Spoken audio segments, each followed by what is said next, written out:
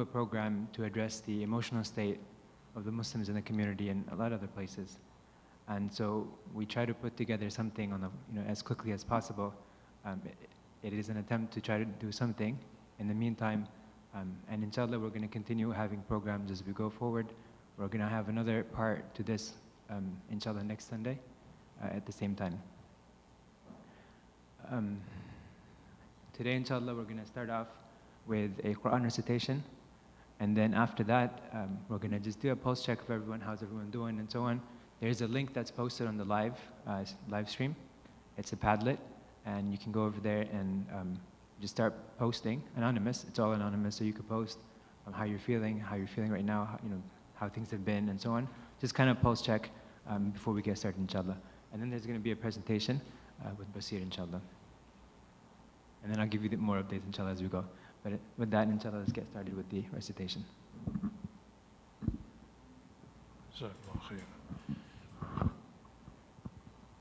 أعوذ بالله من الشيطان الرجيم بسم الله الرحمن الرحيم للفقراء المهاجرين الذين أخرجوا من ديارهم وأموالهم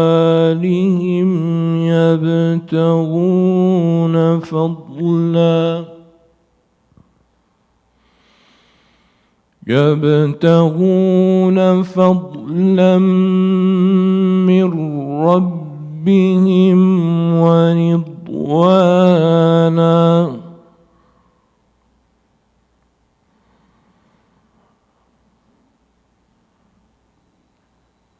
يبتغون فضلا من الله ورضوانا وينصرون الله ورسوله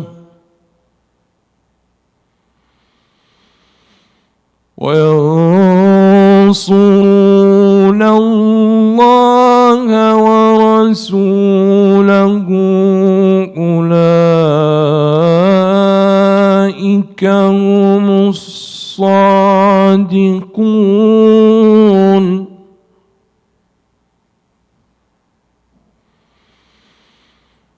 والذين تبوأوا الدار والإيمان من قبلهم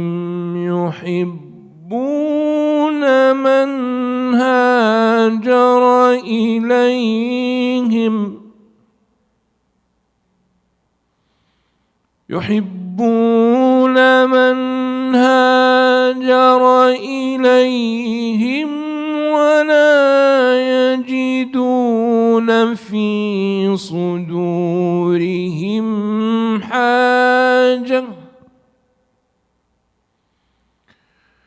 ولا يجدون في صدورهم حاجة مما أوتوا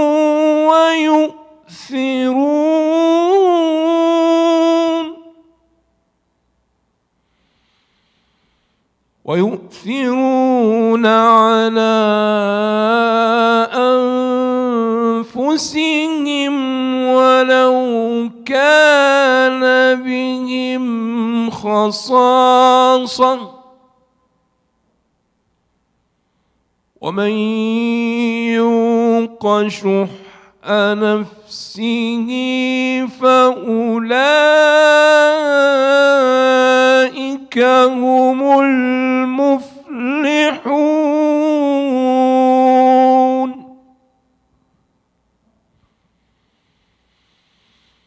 والذين جاءوا من بعدهم يقولون ربنا اغفر لنا ولإخواننا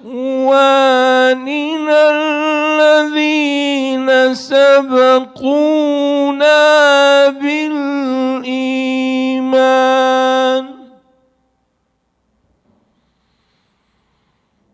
ربنا اغفر لنا ولإخواننا الذين سبقونا بالإيمان ولا تجعل في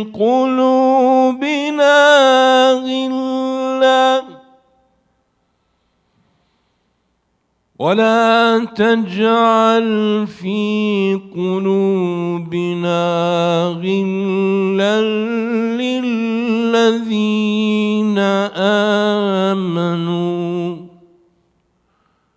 ربنا إنك رؤوف رحيم.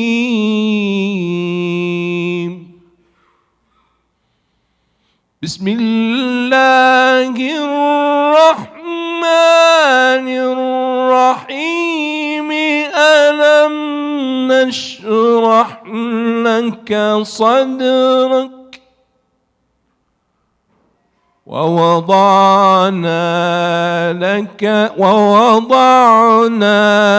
لك ذكرك ألم نشرح لك صدرك ووضعنا عنك وزرك الذي أنقض ظهرك ورفعنا لك ذكرك فإن مع العسر يسرا إن مع العسر يسرا فإن مع العسر يسرا إن مع العسر يسرا فإذا فرغت فانصب وإلى ربك فارغب. صدق الله العظيم.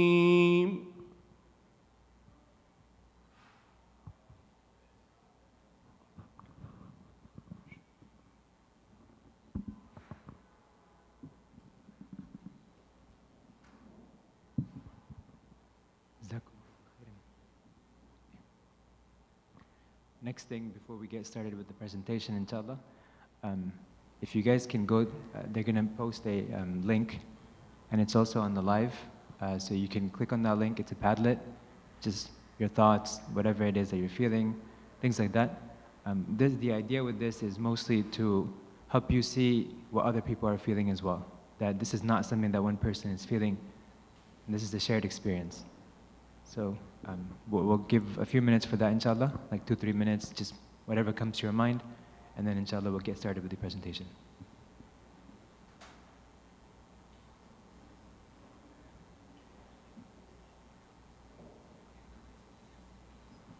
You can see the QR code over here too.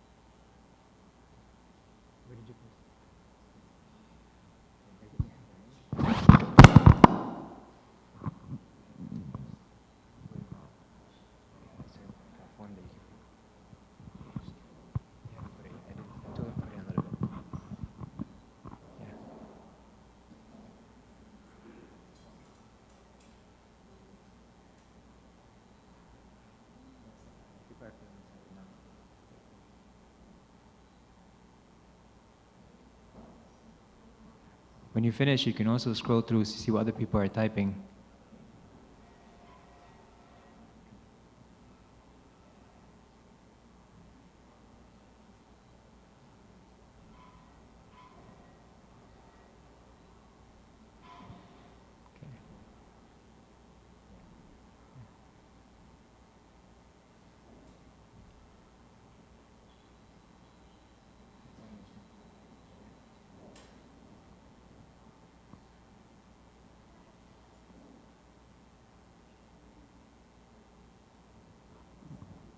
I'll read one of the comments that's been posted. I find myself keep on looking at devastating videos after videos because on the one hand, I feel I'm betraying my brothers if I neglect their suffering. However, the more videos I see, the more desensitized I get, and I find myself feeling each life is less valuable because of how easy they are dying. Another person, I'm feeling sad and tired of seeing the death and destruction in Gaza. I'm also saddened by the disasters all over the Ummah, Sudan, Afghanistan, Turkey, Libya. It's a lot of hardships we're facing. May Allah subhanahu wa ta'ala keep us in His mercy and grant us full victory. Ameen. Another person mentions, I want to learn more and do more to help, but I'm emotionally tired and it hurts to keep seeing the images in news. How do we keep going and helping and keep ourselves calm at the same time? There's more. And we had a survey that we sent out, and we collected more than 100 responses. Last night when I checked, it was a little bit over 100. And we're going to go over some of those things, inshallah, like how to manage and cope and so on. But this was just to kind of get a pulse for what's happening out there, and then be able to respond with the appropriate programming that aligns with the needs of the community. So with that, inshallah, we're going to go ahead and get started with the presentation. All right. Assalamu alaikum. Bismillah. All right. So let me just introduce myself first. I've been asked here to talk as a therapist, as somebody who is a mental health clinician. So that's kind of the lane that I'm going to stay in. So everything I talk about is pretty much coming from things I've learned from my experiences working as a clinician, as a therapist. Just give you a little bit about my background. I was born in North Carolina, but I spent the first about 7-8 years in Saudi Arabia. We used to go to Umrah all the time. We moved to, so my Islamic identity was very strong from an early point in my life. We moved back to the States around elementary school. I went to Al Iman school actually with Luba here for my middle school. And high school locally, and anyways, I work now as a therapist, like I said. My experience, I spent about a year in working with substance use patients. And then for about 3 years, I did group therapy.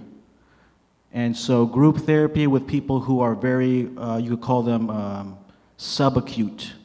Subacute clients are the ones who recently tried to have a suicide attempt, a recent overdose attempt to end their life, or people that are really struggling to the point that they cannot work or function properly.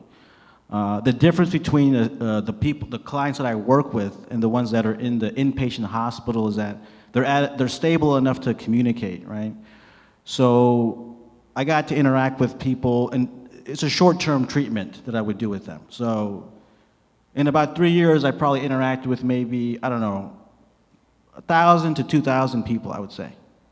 So you get to learn a lot about the human condition, about the mind, about human suffering, what actually works to help human suffering, right? And in that time period, I've worked with Muslims, mostly non-Muslims, right? Different ages, both genders, different cultures, different backgrounds.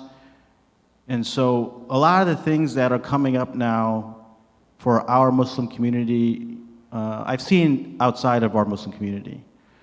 You know, trauma exists in a variety of, all over the world, right? Mental health is universal. It does not discriminate.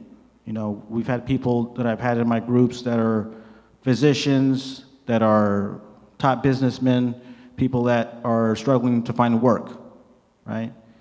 as whatever's happening in your life, it does not keep you immune from the struggles of the mind, right? And the human mind, the thing about mental health psychology and psychiatry, it's like the newest field within medicine, right? It's the most vague, it's the least understood, right? It's the least black and white, right? Even when it comes to medications, they still really don't know how they work. It's pretty interesting, but they work sometimes for certain people. So let me talk about what's happening right now and what can we do about it, right? So my presentation is kind of, I have a lot of slides, but I try to keep my text a minimum, and we'll go through them quickly, and let's see how am I on time. Okay. Let me just first start off by asking, this is what we'll talk about. We'll try to get through as much as I can. I might not get through everything, but emotions, what are they? Mental health hygiene, we'll get a pulse for what we're feeling in this room and just overall in the community. And I'm going to give you some examples. I think that's how I learn most, is by like actual examples, right? So I did I put my creative hat on yesterday and wrote up some case studies that we can go through. Let's talk about hygiene real quick. There's a hadith that's well known about hygiene. Can anyone tell me what that is? Yeah. I think it's half of faith, if I'm not mistaken, right? I don't know. Yeah, so cleanliness is half of faith. Cleanliness, and of course, when people think about that hadith, they're thinking about physical cleanliness, right? Hygiene is, of course, you think about dental hygiene, maintaining your teeth.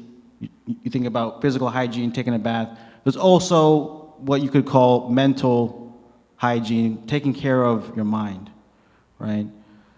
The thing about the mind is that when things impact us, we don't always know how it's impacting us, right? You get hurt playing basketball, you sprain your ankle's messed up, right?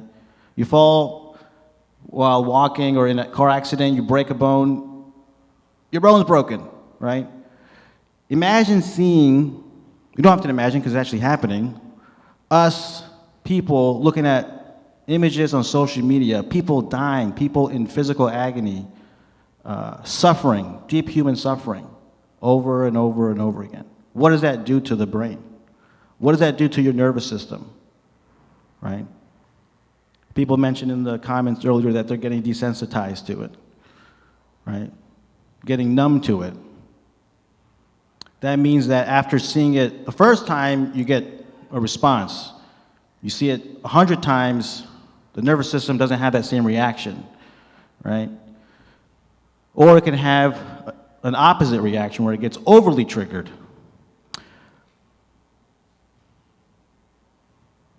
What is mental hygiene? Let's talk about what mental hygiene is not. What isn't mental health? People have a wrong idea of what mental health is, right? People have an idea that mental health is about being happy all the time, or that somehow mental health is a part of the wellness industry, right? Feeling good.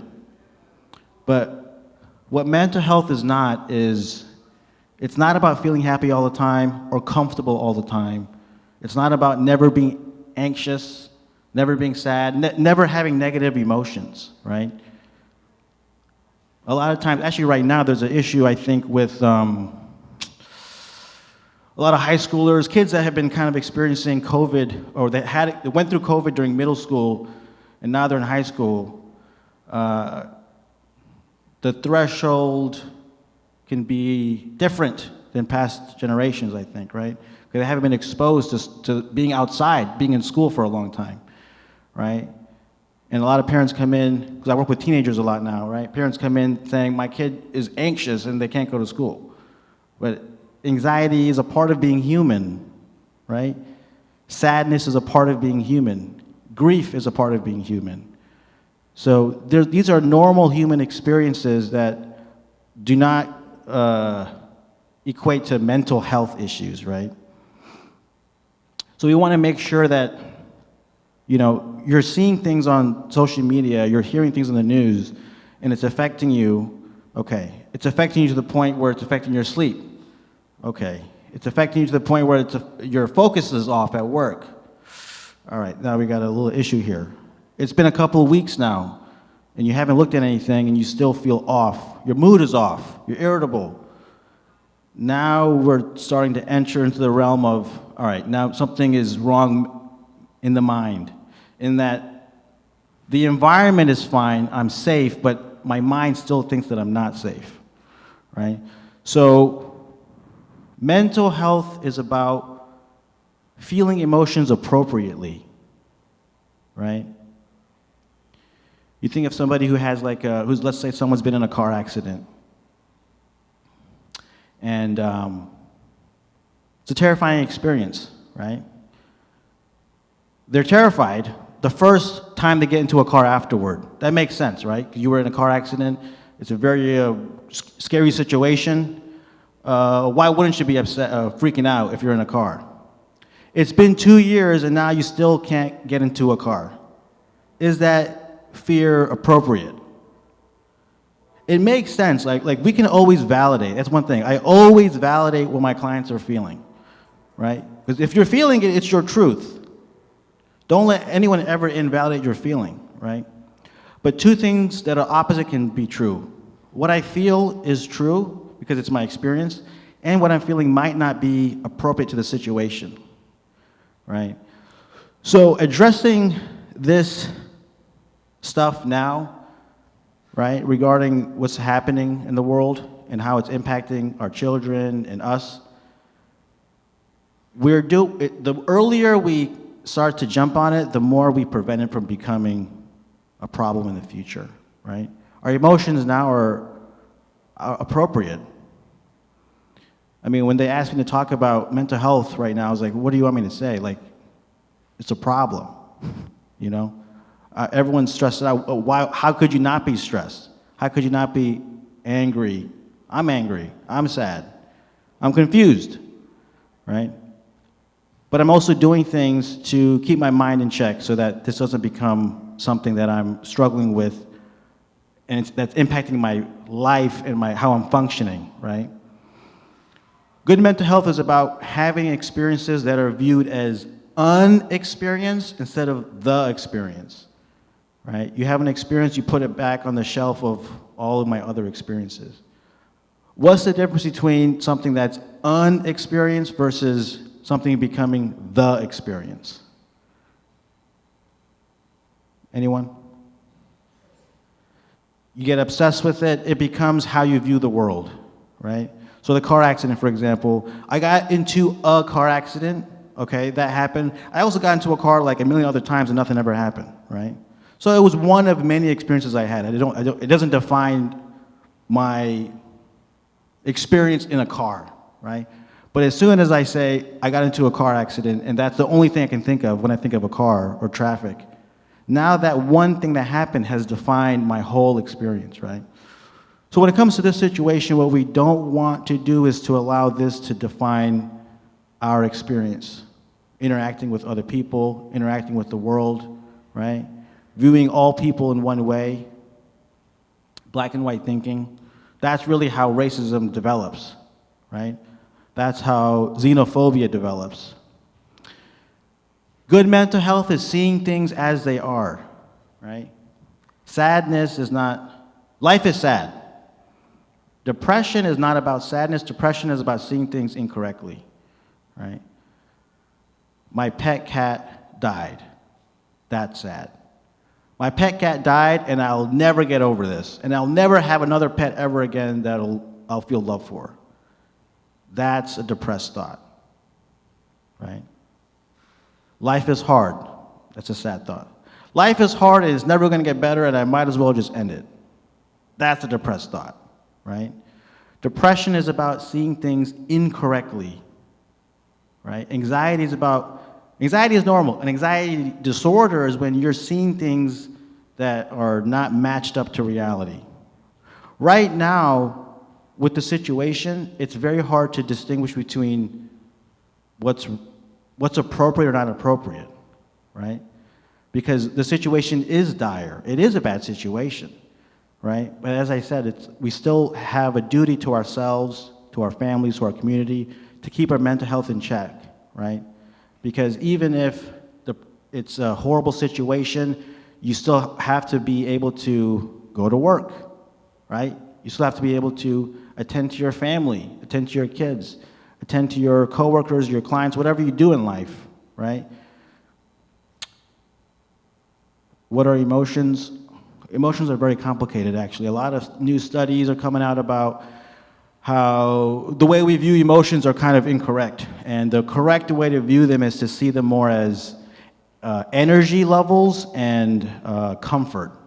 So instead of being like, oh, I'm happy on one end and then I'm sad on the other, it's more about, okay, what's your energy?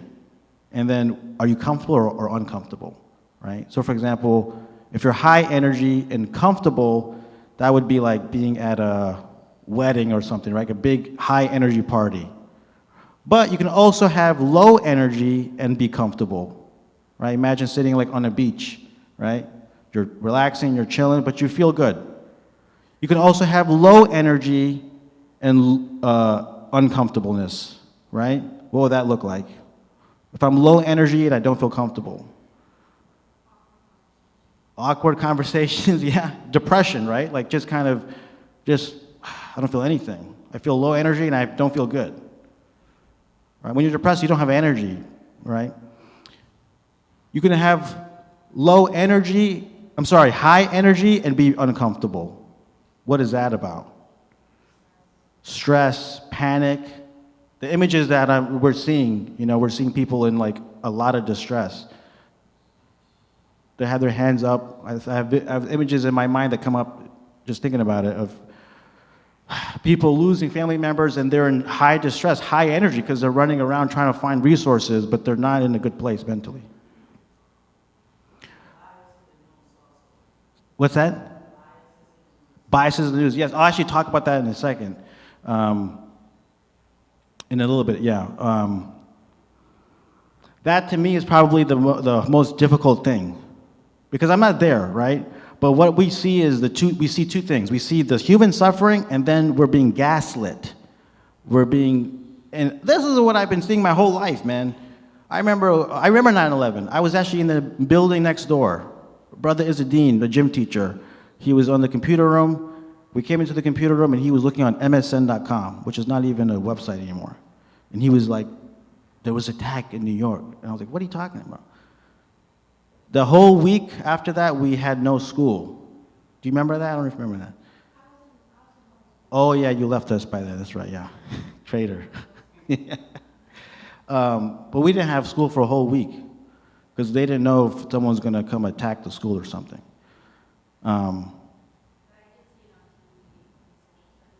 Live? Yeah.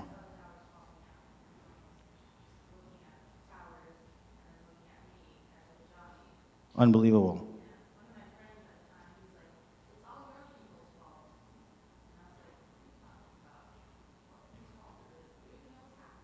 What class was this in? So it's interesting. She remembers what class it is that she was in. When traumatic things happen, your memory gets real sharp. And you remember things in detail.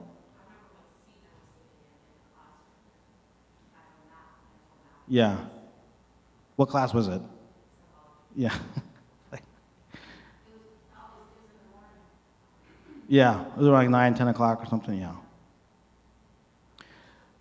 The brain is an interesting thing, right? When something like that crazy happens, your memory starts to get really intense. Unfortunately, right?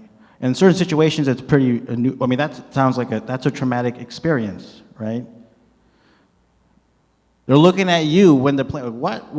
And you're a kid at that point, you know. So tonight there's going to be something for young adults and stuff, right? For the young professionals. And I was thinking, I was like, okay, so this is new for them because they were born when 9/11 happened. So they have never, they learned about it in school, exactly, yeah. For us, this was something that we were young, but old enough to know what was going on. Old enough to know that something was off, right? and I think to feel the shift. You were in Martin Middle School, so they looked at you. I was at Al-Iman School, so we just didn't, what? We looked at each other like, what's going on? That's predominantly a white school too, Martin, right, yeah. I went there for a day and I couldn't handle it and I left. I started going back to Al-Iman. It was too big. Yeah. But that probably helped you deal with whatever happened in high school. Whereas I was not exposed to that, and then when I went to Broughton Middle School, I was like, okay, culture shock, right? That's an anxiety thing, right? The more you avoid something that makes you uncomfortable, the worse the anxiety gets. Let me come back to this real quick. So I'm not going to dig too much into this because I'm not a neuroscientist, but the brain, the main thing about when you see images like this, that the brain has different parts to it, right? The front part is your logic center, and then you have your amygdala, which is your like alarm system, and then you have your basically your hippocampus or limbic system, your reptilian brain, which is going to be more of like fight or flight.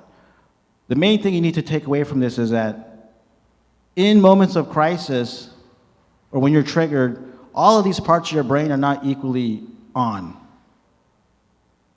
There's a reason why when you get really angry, you do something kind of stupid, because you're not thinking clearly. I ask people I work with clients, not all the time, but here and there, they have like really bad anger problems, right? And I'll ask, and they do like crazy stuff when they're angry. I probably shouldn't say crazy, it's not like an appropriate clinical term, but that's what they say. They do things that they regret. And I'll ask them, if you wait 15 minutes or 20 minutes, do you want to make the same decision? And they're like, no. I would definitely, I'll do something totally different. Even if it's like, even 10 minutes. And I think, well, why is that? Why would you want to punch a hole in the wall now, but in 20 minutes you don't want to punch a hole in the wall? Because in that moment, your emotions are overruling your mind, and you're not thinking clearly. The thing that upsets you still exists, right? Your boss still said that thing, you still read that comment on YouTube that offended you. Whatever bothered you still did not go away. You might not be over it, but your brain is in a place where where the emotion is not in the driver's seat, right? And you're thinking, your frontal cortex you're thinking about long-term consequences. Punch a hole in the wall, I'll have to get it fixed. And then if you ask people with anger problems how many holes in the house they have, they'll tell you they have like 20 holes in the wall. And eventually that becomes a motivator to not punch a hole. There's something called polyvagal theory. There's many different theories. This is just one theory of many theories about your nervous system. And basically the gist of it is that your nervous system, we want to be in the top part, which is when we feel connected and safe. We have other states of being that we can be in for survival, right? So on the very bottom, you have your freeze mode. Anyone see the phrase deer in headlights? What does deer in headlights refer to? If you're driving, you see a deer on the road, they just freeze. They don't move, right? The nervous system shuts down. A mentor of mine said that, I don't know if this is true, but I think it's pretty interesting. Animals evolved to develop this shutdown of their nervous system because if they're in the wild and they're about to get eaten, their nervous system shuts down so they feel less pain, right? So it's very adaptive, right? All emotions are adaptive, by the way. All emotions serve a function. So even shutting down, being depressed, serves a function. What could be the function of depression? It's protective. You get rest. What's that? Isolation. Yeah, you get a break from people. We all need that. What's the protective the function of anxiety? Right. I got to know where that snake is, right? So if I'm just too chill, I'm not going to see anything. I'm going to just step on that viper. I got to know what's going on. I have to be alert. What's the benefit of mania? Someone's got to watch the tribe when everyone's asleep. Someone's got to push us to new frontier, right, with our grandiose thinking, right? That is adventurous, creativity, pushing society forward. Even post-traumatic stress disorder, right? That serves a function too. Don't ever go back there, right? Don't ever do that thing again. Stay away from this person or these group of people, which is unfortunately another reason why isms can exist, right? Viewing people putting people in a box. Everyone has a different response to things, right? So some people are in their fight or flight mode a lot, or fight mode a lot. They get triggered by something and they're ready to go. That's more like my thing. So I'm on Instagram, I'm seeing all these posts and stuff, and I'm like, let's go. I'm ready to have these arguments with people that ultimately go nowhere, and I just get agitated. Other people are not like that, right? Some people, they see things and they freeze up, they shut down. It's not that they don't care or they're apathetic. In fact, they might be so overwhelmed that their nervous system cannot handle it that it's easier to not feel anything, right? I have a lot of teens I work with, like I said. Sometimes they don't care about anything. They don't care about school, they don't care about nothing. Sometimes it's depression. A lot of times it's just anxiety, right? It's easier, I won't feel pain if I don't care. So I'd rather just not care, right? So what we're finding now from the responses that, I was reading yesterday, there's 100 responses I got, which is pretty good. I was going through them, and there's a lot of, there's a mixture of things, right? I thought everyone was going to be angry. That's not the case. I'm assuming that because I'm angry. But a lot of responses, it was like 25%, it was very evenly split, but a lot of people mentioned fear, right? So we have to be mindful that everyone's nervous system is different. Everyone's nervous system responds to things differently. And, there's a saying that I stole from someone. I used to say it in group all the time. If you can name it, you can tame it, right? So the more mindful, the more aware you are of how your mind and your nervous system works, the more you're able to tame it. Not stop it, not resist it, but just be more aware of it, right? Emotions are imagine like a volleyball in a pool of water, right? The more you try to push that volleyball down, what happens? It pops right back up, right?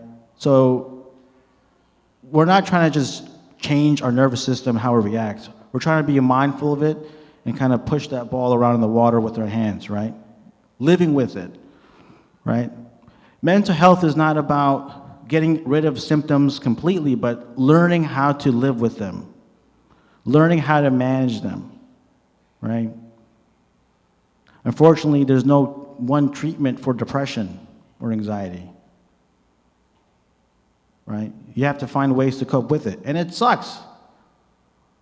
I'm not sure if I can say that in the masjid, sorry, but stuck for a long. It's not good. It's not easy. You have bad days. We all have bad days, right? But we got to do things to make those bad days fewer, to be able to bounce back from those bad days quicker. Real quick, what is vicarious trauma? Has anyone heard of this term before? You want to chime in?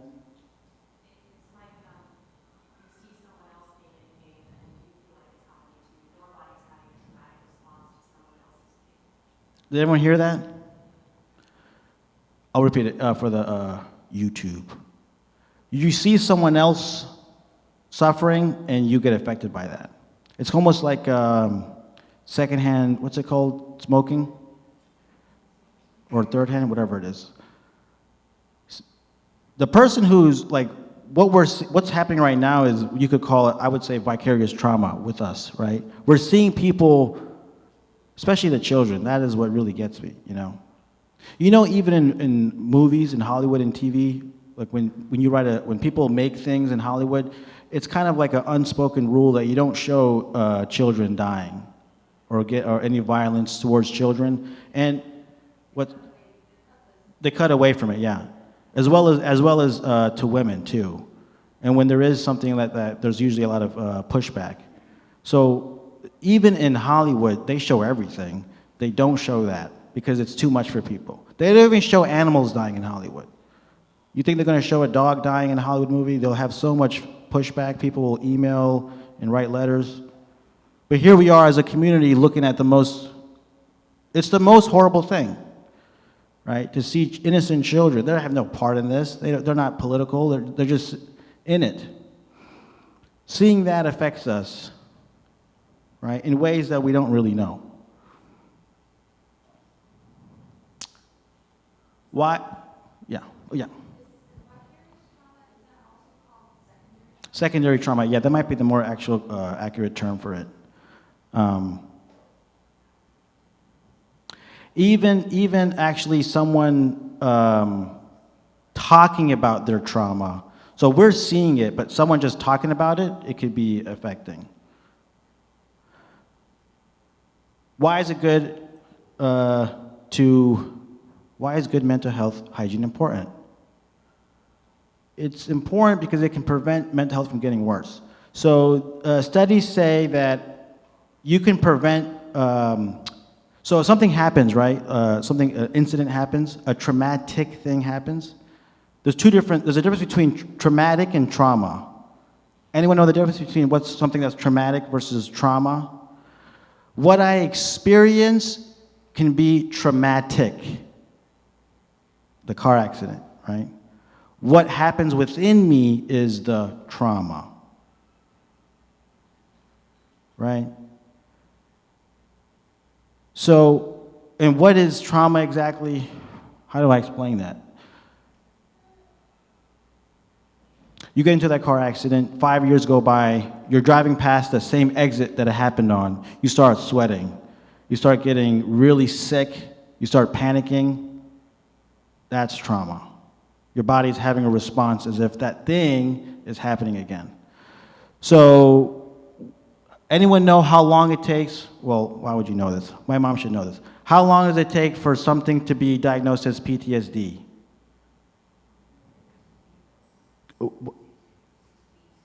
It's a month, actually, Mom. Yeah. So, if symptoms are under a month, they're considered.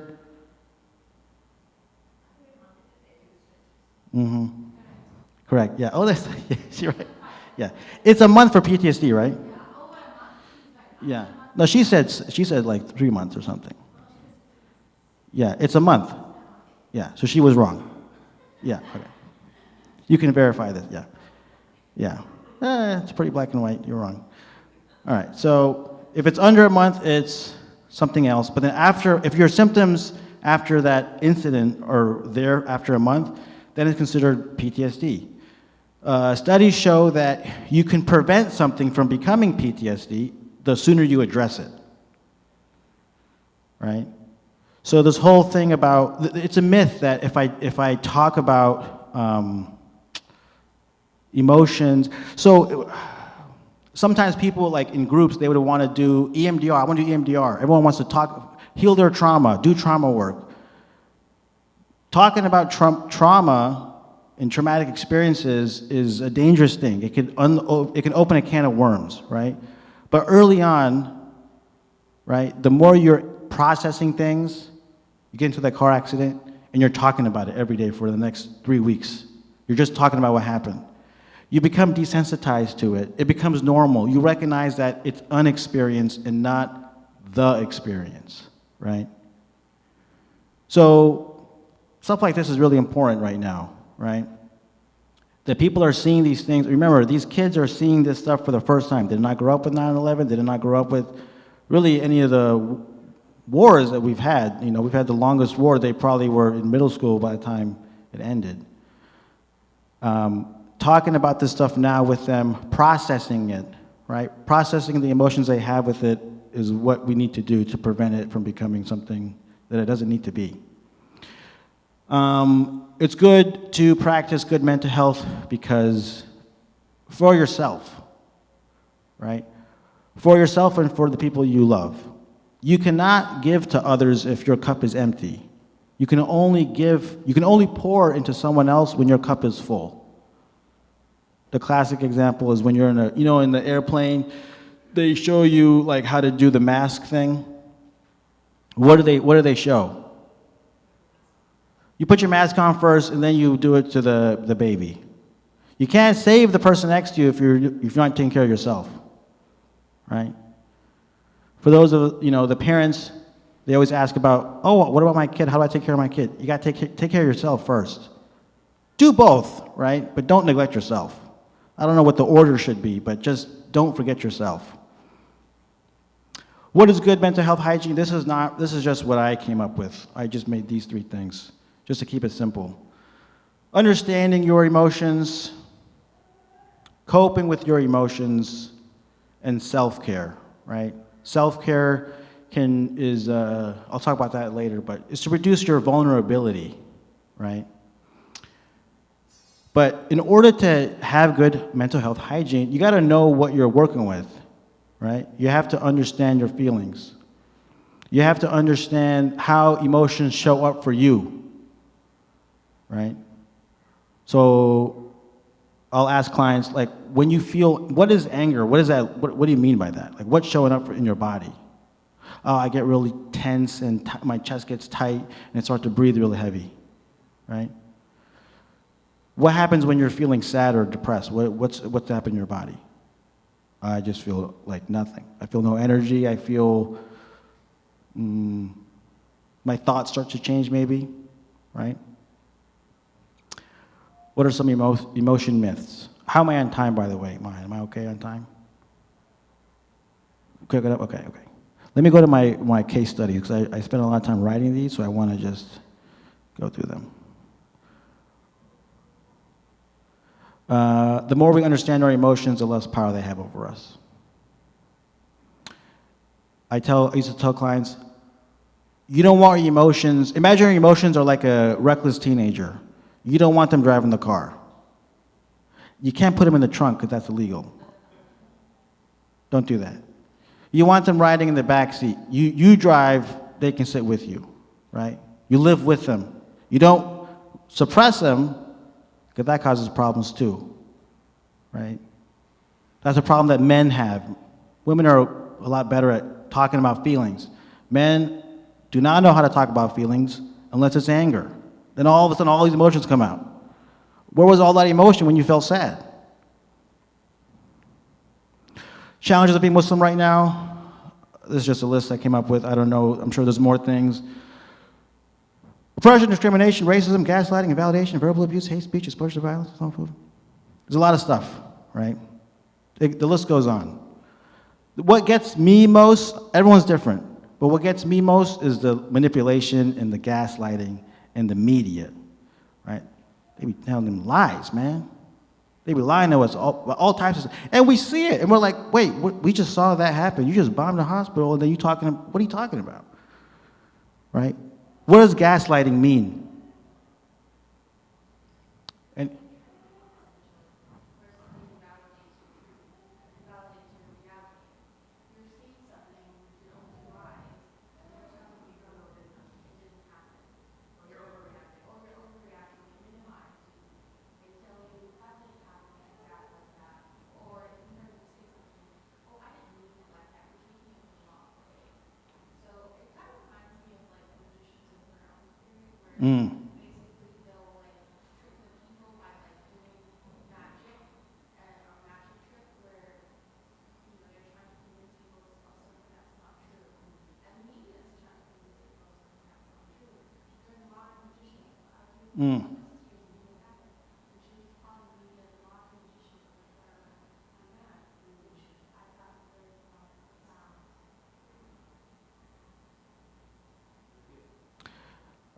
Sister Lubo was saying that, how do I summarize that?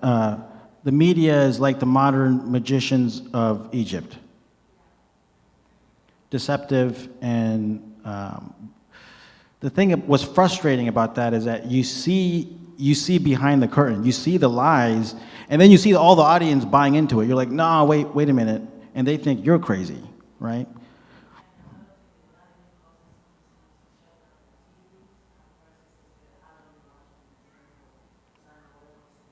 Yeah. Yeah.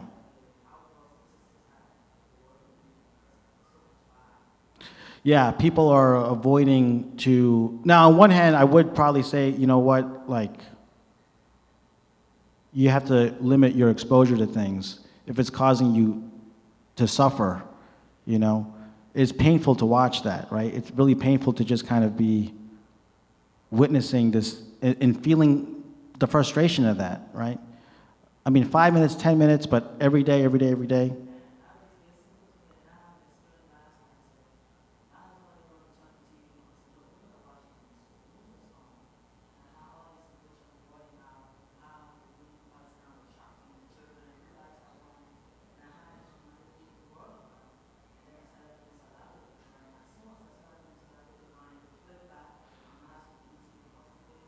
Mm.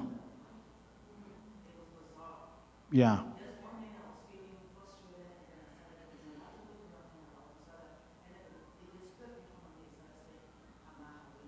Mm-hmm.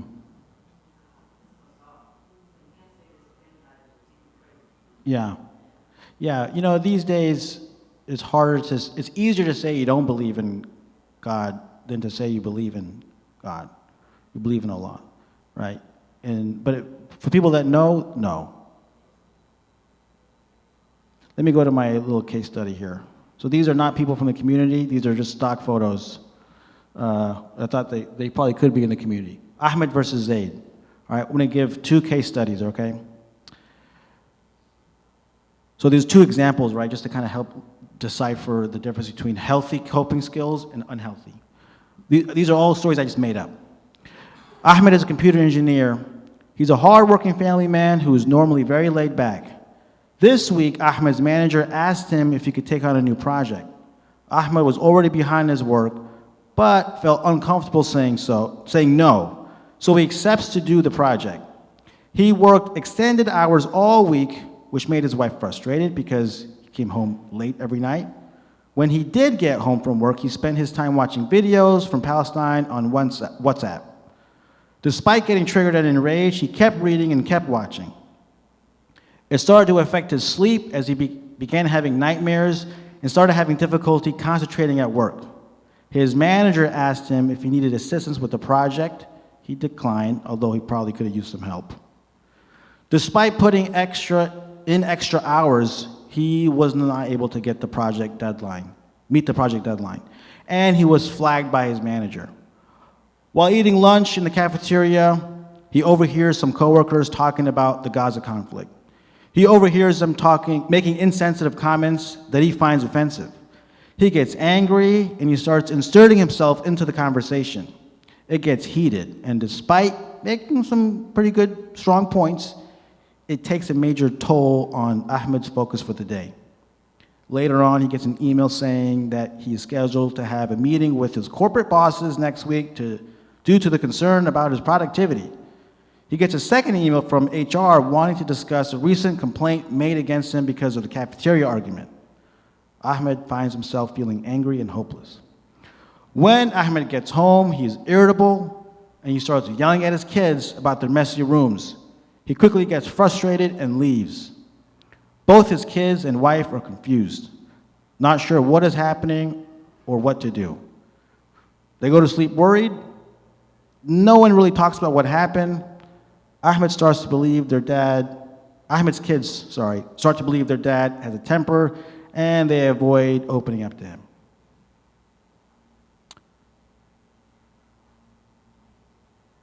So let that digest for a second. All right, let's talk about Zade. Stock photo, I don't know this guy, made up his story. Zade is also a computer engineer, same company. Also a hardworking family man who is normally very laid back. This week, Zade's manager asked him if he could take on a new project. Zade was already behind his work. He knows this, so he told his boss that he has too much on his plate. He politely declines. At home, Zade began reading about Gaza and watching videos on WhatsApp. He started to recognize that he was getting upset, so he decided to put his phone down and went for a 20-minute walk. He later on processes his feelings with his wife, who also shares his feelings of frustration and anger. He also talked to his kids about the situation and helped them process their feelings. The next day, while eating lunch in the cafeteria, he overhears some coworkers talking about the Gaza conflict. He overhears them making insensitive comments that he finds offensive. He doesn't say anything, and he finishes his meal. Later that day, he finds himself feeling angry and hopeless about what's happening in Palestine and the comments his colleagues made.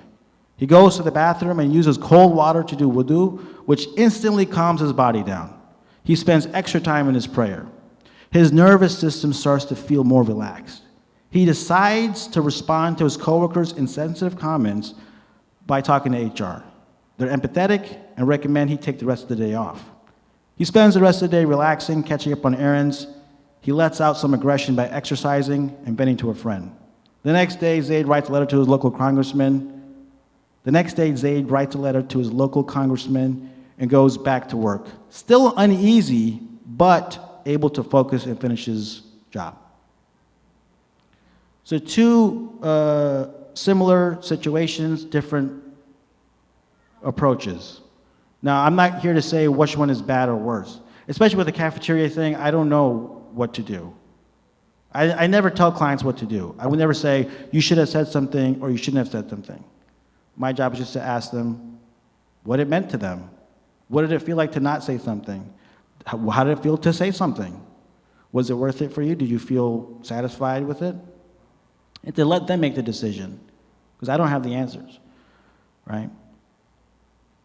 But let me ask you some questions. Who handled their emotions more effectively? Why? He processed them. He used good coping skills. He kept his faith and religion in focus. He asked for help. He communicated.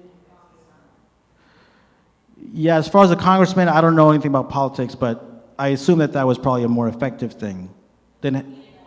He took a meaningful, he took a meaningful action. He did something he found meaningful, right? So, who responded and who reacted? Ahmed reacted, Zade responded, right? I'm not responsible for my first thought. I am responsible for my second thought. That's what I would tell my clients all the time.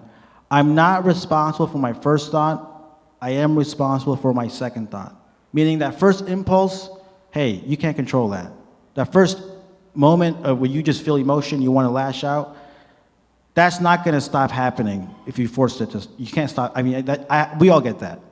But it's how you respond after that is what matters, right? What Ahmed did, this is a defense mechanism called sublimation. Not to get too technical, but this is an interesting one. Sublimation is when your boss yells at you and then you go home and you yell at your kids. You funnel that negative energy and you don't even know that you're doing it, right? So he was having this like unhealthy, unconscious defense mechanism. He had poor boundaries at work because he was overworked. He should have said no, but he was probably maybe some people pleasing, doesn't want to, he feels too guilty or feels, lazy by saying no, so he takes on too much, which is what a lot of people struggle with. Poor boundaries with social media, right?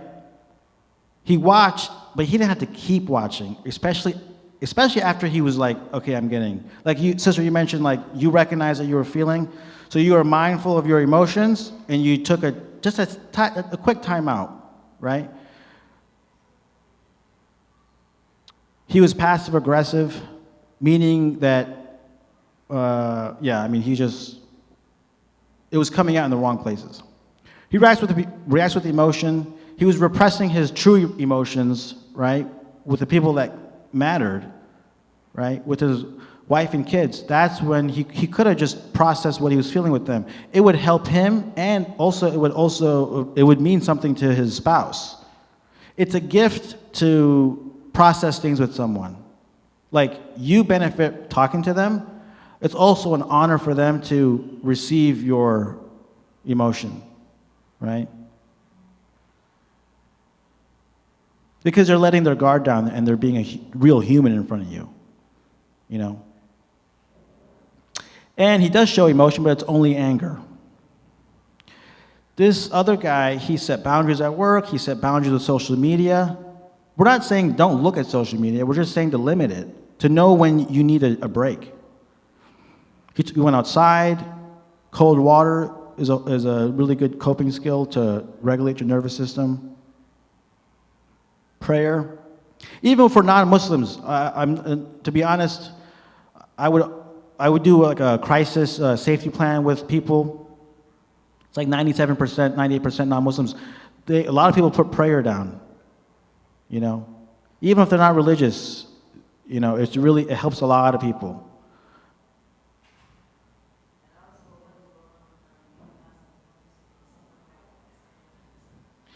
Absolutely. You know, that's the one thing that really is important to recognize, that it's not a monolith, right? It's not like one group. It's not like Muslims versus one group, right? There's diversity in every group, right? There are a lot of non-Muslims that support Palestine and support Muslims. You know, we might not hear their voices as much, but there's a lot. I mean, that's one thing. One thing that I wish I had more flexibility in growing up was my thinking about non-Muslims. I think that I kind of came into high school thinking that everyone didn't like me, and that made me anxious and hesitant to open up. But they just didn't know. You know, people are only going to think what they're told, right? Unless they're told something different, right? And it's our job as Muslims to be friendly with everyone and let them see us and know our faith and religion through our character, right? And then they understand that, okay, I like this guy. This sister, I really trust this sister. Maybe what they're saying, I want to listen to what they're saying, right? Let me talk quickly about coping skills. I'm going to talk about 3 coping skills. Actually, just one. It's called opposite action. It's a DBT skill, which is from a therapy. Opposite action is a way that you can change your emotion, okay?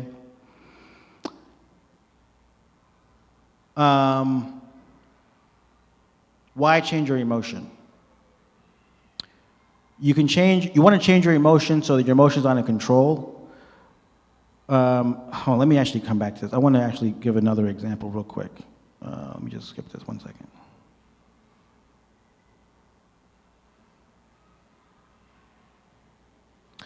Let me give you another case study, just to kind of, this is going to define what coping skills are as well. All right, this is Sabah the surgeon. Sabah is a surgeon at Duke Hospital who has to do an emergency operation on a patient at 8 a.m. During her 20-minute commute to work, she listens to a podcast about the events happening in Palestine. It evokes a variety of emotions: anger, fear, sadness, despair, rage. She feels overwhelmed and she almost misses her exit. She makes it back. She eventually makes it to the hospital, but now she only has 10 minutes to prepare for surgery. She's on the verge of crying. She has to be in a good place to do the surgery. If she's not in a good place to do the surgery, if she's not mentally clear, this patient is not going to make it, right? What does she do?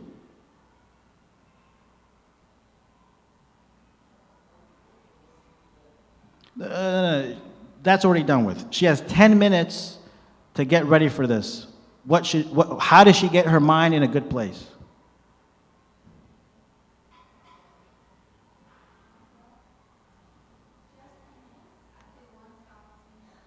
Stop listening to the podcast. Do some breathing exercises.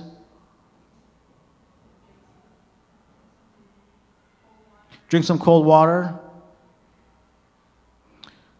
How about go for a drive real quick for a couple of minutes with the windows down, get some wind on our face, some fresh air. Maybe change it to something like pleasant, like, or maybe watch a video on YouTube or something that's lighthearted, right? Something comedy, right? Look at some memes. Maybe text or call a friend, just to vent, just to talk. Nothing serious, keep it light. Maybe you could walk into the office and talk to the nurse or the staff there to kind of just ask them about, oh, how was your weekend? Think about something else. Something positive. Does thinking about something positive in those 10 minutes mean she does not care? No. It means that she is trying to help herself so she can help that patient. That's what coping skills are about. Coping skills are not about not feeling uncomfortable or ignoring or just living in a la-la land, right? We're trying to compartmentalize. There's a time to watch, there's a time to read, there's a time to feel these feelings for this, what's happening, not just with Gaza, but just anything, right? You go to work, you experience work stress, you come home, you leave that work at work, right? You can bring it home, bring it home. You can do people do that their whole lives. And then they regret it once they retire. They're like, man, that was not that serious, right? No one ever says they should have worried about work more. I'm going to just give you this hadith, which is actually summarizes the coping skill, opposite action. If one of you is angry while he is standing, let him sit down, so his anger will leave him. Otherwise, let him lie down. So what this coping skill is basically do the opposite of what your emotion wants you to do, right? Oh, let me just go here real quick. So anger. What does your anger want you to do? Attack. Punch a hole in the wall. Yell at that person, scold someone, react now. So what would the opposite of that be? What's the opposite of attacking now? Yeah, take a time out. On average, who here has felt a lot of anger? Everyone. You don't have to raise your hand. Everyone. How long does that emotion usually last within you? 10, 15 minutes. That's the answer I always get. 15 minutes. That 15 minutes can save your life. Because a lot of times people they do violent acts that they get, you could get in a lot of trouble. Not just financially, but legally. You could affect your relationships. You could lose your job. You could do a lot of damage in that 15 minutes, right? The opposite of acting now would be respond later. The hadith was not saying if you're angry and you feel like sitting down, sit down. It's saying do the opposite of what your emotion wants you to do. People are usually waiting, they're waiting to feel something before they do it. But the coping skill here is to do the action first, right? So let me do one for sadness. What does your sadness want you to do? Sleep? Isolate? Right? Withdraw. So what's the opposite of sleep? Not just staying awake, but getting up and moving. This is the number one coping skill for depression, is basically trying to stay active. I don't want anyone to get offended by saying, I'm not saying, the reason why you're depressed is because you don't go to the gym or you don't move. That's not what we're saying. We're saying that when you're depressed, you want to shut down. That doesn't really make you feel better, right? So the opposite of that is to try to move I'm not saying to run a marathon, but to get out of the bed, get out of the house, interact with someone. I should probably stop. Can I do one more thing? 2 minutes? Okay. The last thing I'll say is, one is setting boundaries, which we talked about already. But when it comes to the social media, I'll give you an example. I have a friend, acquaintance, who on social media messaged me, because I was posting a lot about Palestine and stuff, and he said, don't you know about this and that? I said, I didn't read his message. I said, listen, man, this is what's happening from my perspective. This is my feeling on it. I'm not going to read your message. I wish you well, though. Maybe we can talk about this later, but right now, it's not good for me. He sent another message, I deleted it, and I just said, hey, be well, I can't. I can't. Just because someone says something doesn't mean I have to read it, right? I'm not saying I'm ignoring the world, but I'm choosing what I allow in my life. And right now, that's not helpful for me, right? So I'm setting a boundary with that person, right? You're allowed to set boundaries, and what's the enemy of setting boundaries is the feeling of guilt, right? The fear of upsetting someone, or the fear that I'm not doing my part. It's okay to set a boundary, right? To limit, just for your own well-being. And I'm going to end with this one thing, which is two opposing things can be true at the same time. I can take a break and still care and do my part, right? I can have faith and still feel hopeless. I can love God and want peace, and I can still feel angry. I can fight for change and still feel hopeless or powerless, right? So, healthy thinking was one thing I should have added too. Healthy mental health, good mental health hygiene, healthy thinking. When you boil it down to one thing, it really is this: being flexible with your thinking. Not being rigid with your thinking, right? It's okay to ask for help. It's okay to feel hopeless. It's okay to feel sad. That doesn't mean that you don't care. It doesn't mean that you're not doing your part, right?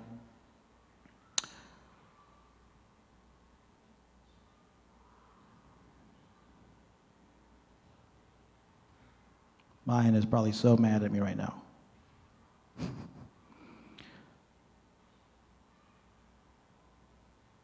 Any questions or anything? I think we did some good stuff.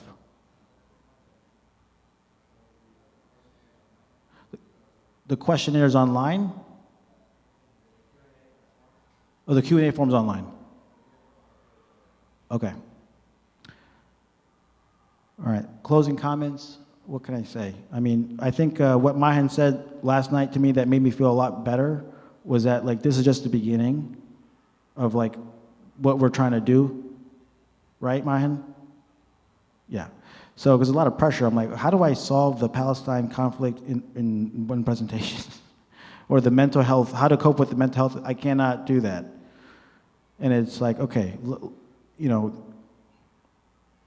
I don't know what's going to happen. We don't know what's going to happen, but it's important that we just open up this platform, I think, to just keep our mental health in check now. Yeah.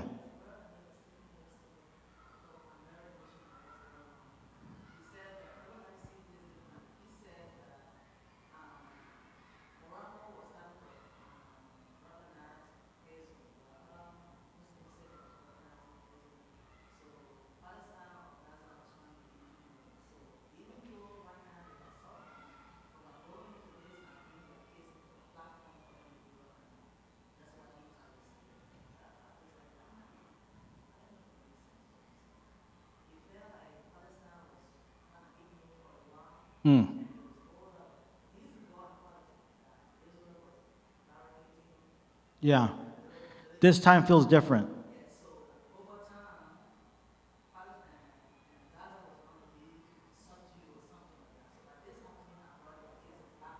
Yeah, I think so. Yeah. Yeah.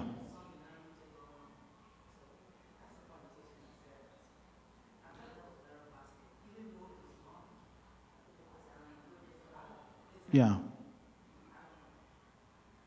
Yeah, as a community, we're coming together, you know.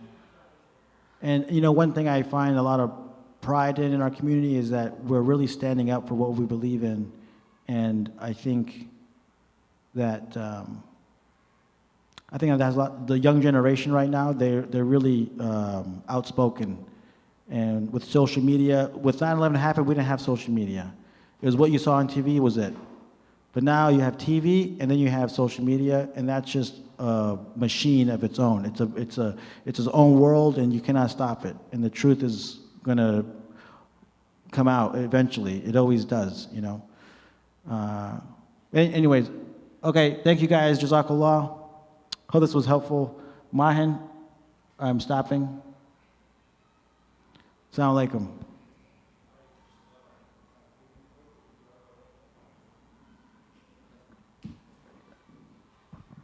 Assalamu alaikum wa barakatuh. We're going to have the QR code up for the Q&A.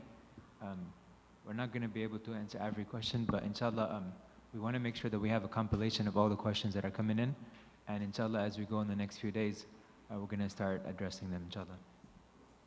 So just a minute or two, I'm going to switch over the computer. In the meantime, just go ahead and with the QR code, just start any questions that you have for Basir, for anybody else. It should be coming up online soon.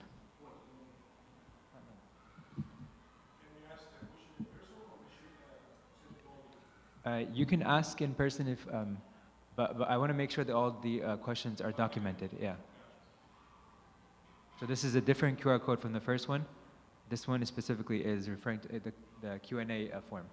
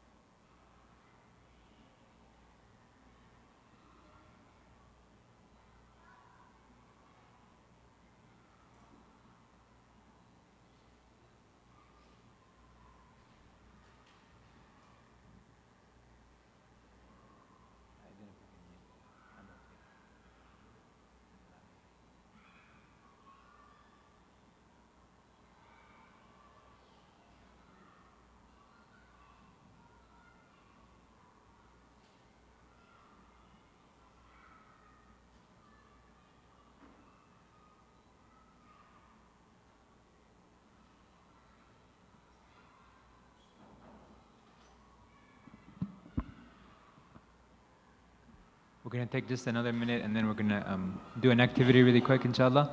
And then we're going to have a dua for the people of Gaza, inshallah. And then right after that, we're going to have a short reminder. And then after that, there's a video I want to show you, inshallah.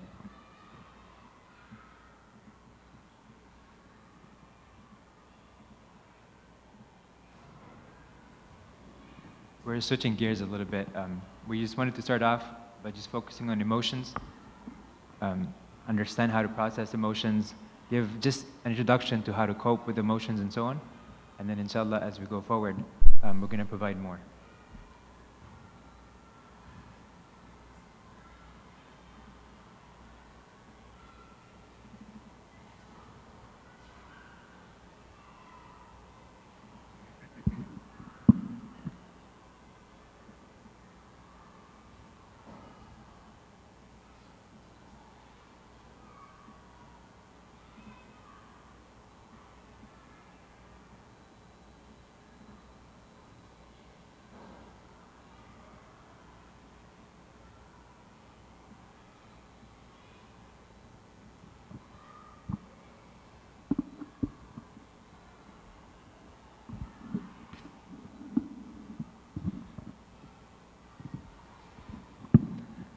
Okay, so we're going to get started, inshallah, with this activity.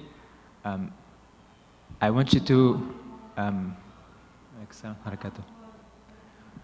imagine what I'm going to tell you to imagine. And as you do this, I'm going to give you breaks as I zoom out, just to kind of process what I'm saying. And at every step, just keep imagining what I'm going with, okay? So let's start off by imagining ourselves right here. So we're sitting in the musalla, which is right here. This is right there, the minbar over there. We're sitting like right here in this area. Now I want you to just imagine over here that you're standing right here next to this car or one of these cars. Imagine your size compared to the size of the car. Just imagine yourself standing there. And now imagine also, there's another person who does not like you, an enemy of yours, if you may. And imagine their size as well, standing with you, next to that car.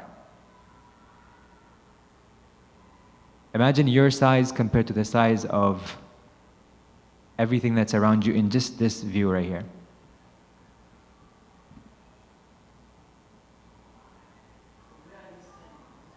Right here. Let's say that we're standing next to this car right here, down here. Can you see? Maybe you can. Or maybe let's say that you're standing right here in the front. Imagine yourself standing there relative to everything else that you see around you. And imagine that person, your enemy, standing there as well. Now I'm going to zoom out just a little bit, and I want you to imagine the size of what we're seeing over here. Compare yourself to that size. Compare yourself over here, the size, you standing there with the other person, compared to this, whatever you see over here. And this is just part of the masjid property. I'm going to zoom out more. Now you can see the masjid over here, you can see the red brick building over here. Imagine yourself still standing over there, that little dot over there, you and that other person.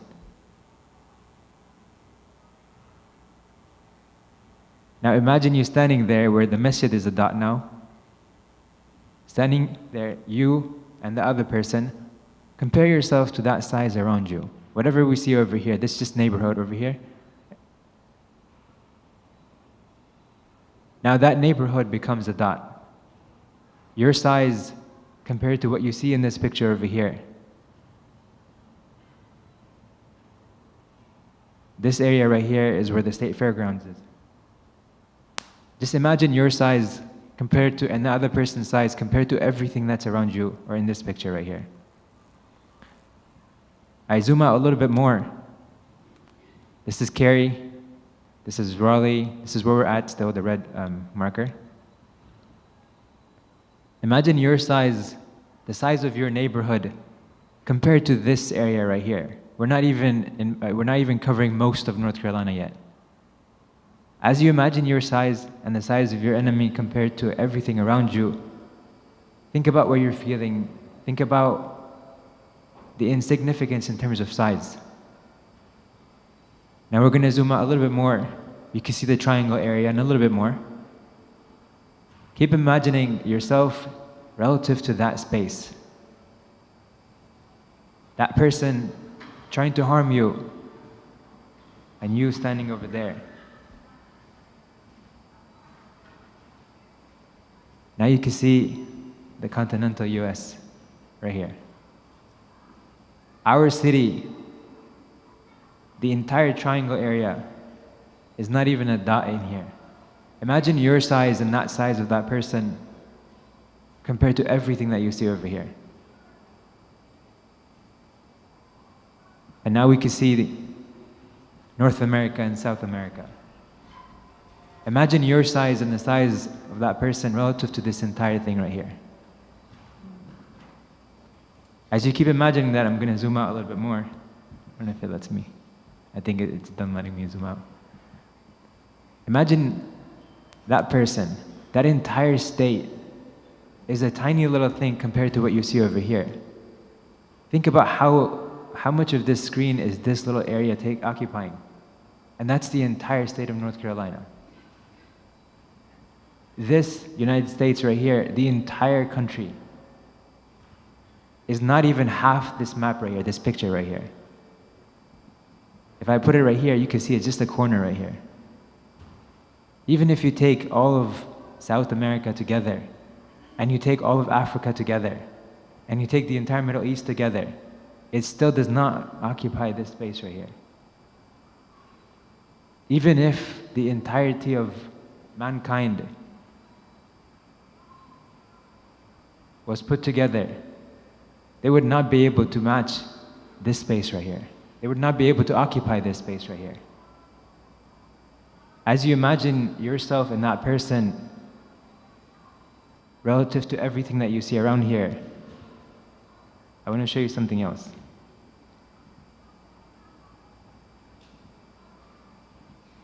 It's kind of lagging a little bit, so give me a second.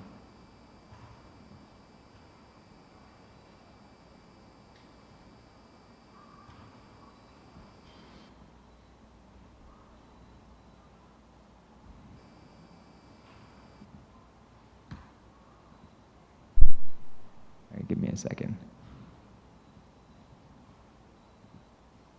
Keep imagining.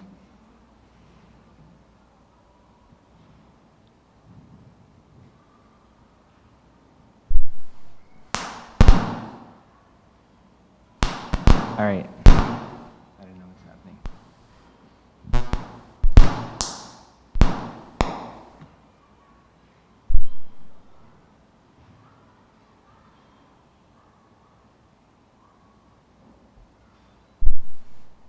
All right.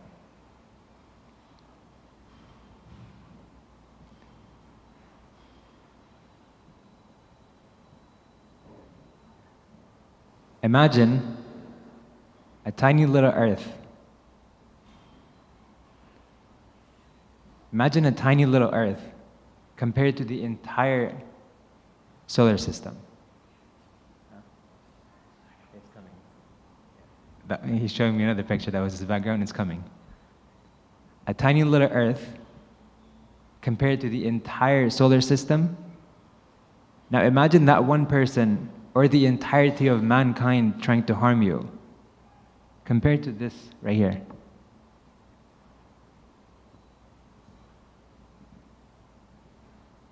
The entirety of the solar system is a little speck in the Milky Way galaxy. Even if everyone in the entire solar system, everything, every resource you can imagine was together to harm somebody, imagine the insignificance of that relative to this space right here. Imagine your size and the size of all your enemies compared to this size.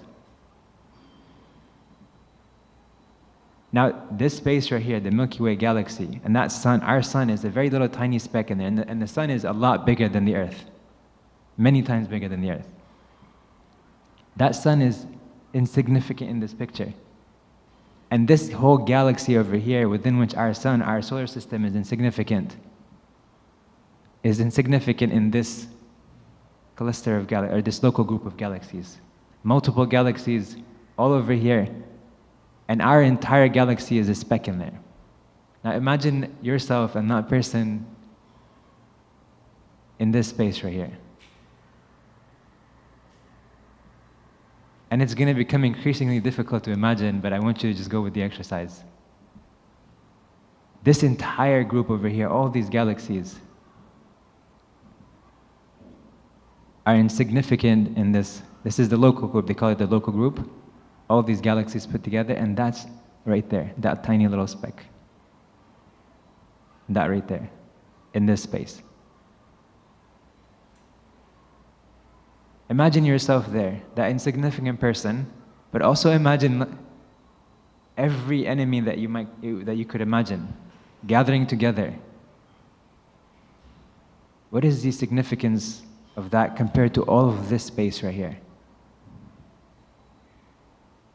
And then that is a tiny little thing over here. Our cluster, our supercluster is called the Virgo supercluster, within which the other ones were, right? So this is that little tiny thing. So this supercluster, this Virgo cluster, then there's a supercluster, and then that supercluster is going to be within this entire space, also insignificant. At this point, you can't really imagine, because we're talking about imagining the speck on a speck on a speck. And that entire space right here is insignificant compared to what all of this is. Yeah, exactly. But there is a reason I'm mentioning all of this. And there is a verse in the Quran, Allah subhanahu wa ta'ala says, وَلَقَدْ زَيَّنَّا السَّمَاءَ الدُّنْيَا بِمَصَابِحِ. That Allah subhanahu wa ta'ala has made this the lowest heaven, and He has beautified it and so on. And He mentions in there the things that are in there, like the stars that we see, the galaxies that we see and so on. And it was mentioned that this is the lowest heaven and that there's a total of 7 heavens that go above that. Heavens doesn't mean paradise in here, that's a different concept. If Allah Azza wa Jalla made all of that, and Allah Azza wa Jalla is watching over all of that, then if Allah Azza wa Jalla comes to the aid of His believer, who is it that's going to harm them? What resource will they bring together? What power will they bring if they're going to harm somebody that is under Allah's such protection? I want you to imagine this and think about this as Imam Muhammad makes the dua, inshallah, Imam Badawi. So we're going to transition now into the dua, but I want you to imagine this, because when you understand this, the dua that's going to come from the heart is going to be so much more powerful.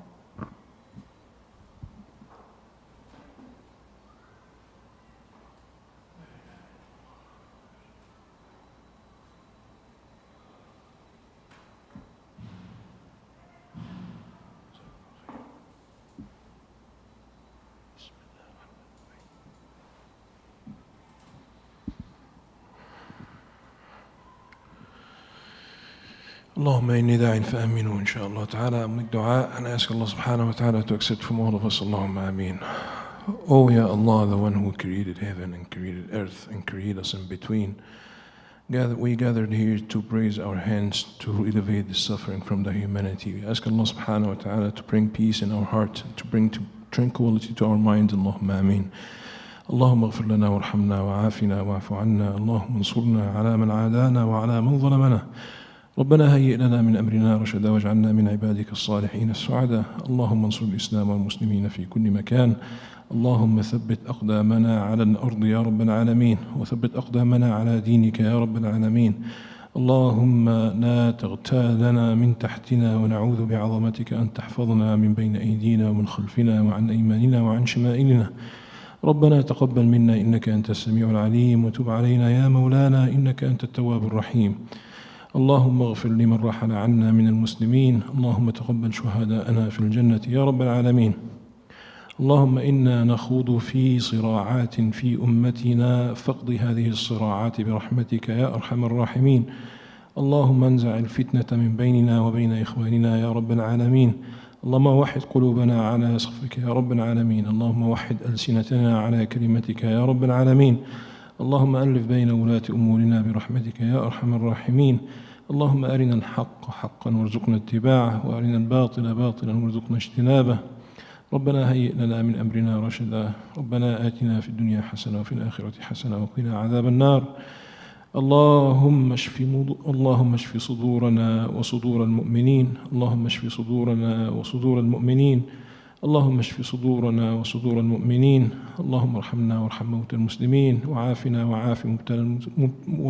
وعاف مبتلى المسلمين اللهم إنا نسألك باسمك الأعظم الذي إذا سئلت به أجبت أن تجمعنا دائما على طاعتك وأن تجمع بيننا وبين خلقك على توحيدك وصفك يا رب العالمين اللهم ألف بين قلوبنا وقلوبهم اللهم وحد صفوفنا اللهم ألف بين قلوبنا اللهم ألف بين قلوبنا اللهم وحد بين صفوفنا وصفوف المسلمين اللهم اجمع شتات المسلمين اللهم اجعلهم أقوياء على مواجهة أعدائك أعداء الدين اللهم ثبت الأقدام إن لاقوا أعداءك يا رب العالمين اللهم ثبت الأقدام إن لاقوا أعداءك يا رب العالمين اللهم إنا نعيش في سلام ونعلم أنك أنت السلام فحينا يا ربنا بالسلام وأعز للإسلام والمسلمين أمرهم في هذه البلاد يا رب العالمين اللهم أعز الإسلام والمسلمين أمرهم في هذه البلاد يا رب العالمين اللهم إنهم مظلومين فانصرهم اللهم إنهم مظلومين فانصرهم اللهم إنهم مظلومين فانصرهم اللهم عليك بمن بغى عليهم اللهم عليك بمن اعتدى عليهم اللهم عليك بمن بغى عليهم اللهم إنا إليك نشكو ضعف قوتنا وقلة حيلتنا وهواننا على الناس. أنت إلهنا وأنت رب المستضعفين، أنت ناصرنا وناصر المظلومين، فانصرنا على من عادانا وعلم ما بغى علينا. فوضنا إليك أمرنا وتوكلنا عليك. اللهم فبحسن التوكل عليك ارزقنا يا ربنا الثبات في هذه الدنيا والآخرة.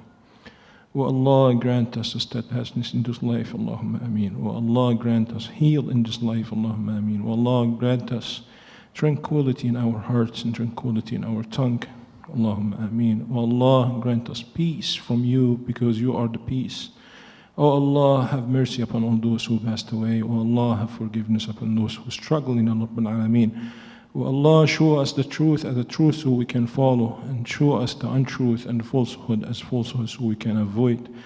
O Allah, bring us together. O Allah, unify our hearts upon one heart. Allahumma ameen. O Allah, give the victory upon those who struggle. Allahumma ameen. O Allah, show us the right path so we can follow, and avoid us from following the untruth. Allahumma ameen. O Allah, bring the leader and those who are in charge together. Allahumma ameen. O Allah, give us steadfastness for those who are struggling with their issues and their health and mental to find the healing and the tranquility. Allahumma ameen. Jazakumullahu khair. Wa akhiru da'wana alhamdulillahi rabbil alameen. Wa salatu wa salamun ala ashrafil mursaleen sayyidina Muhammad. Jazakumullahu khair.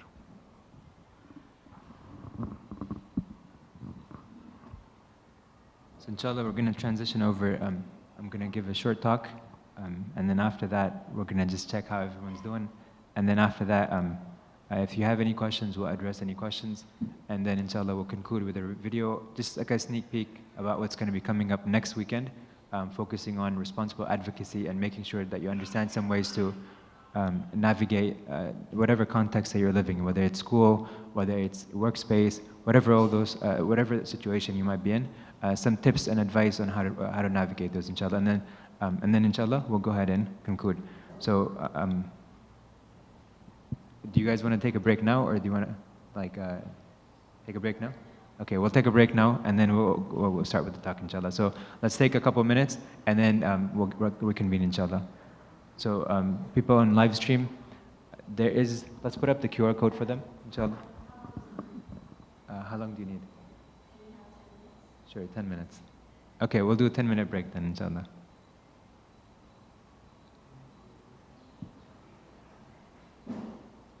What's that?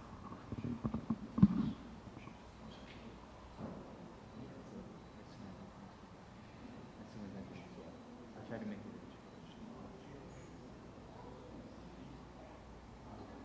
Yeah. And that's why I said we want to have it documented, so that we don't forget anybody's question.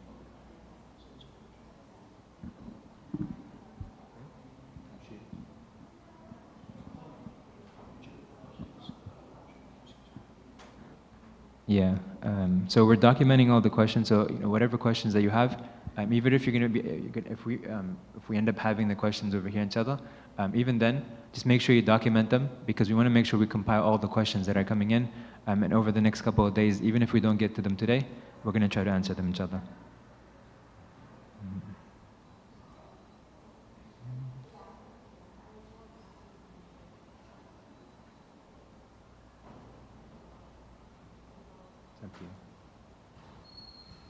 What do you want to do?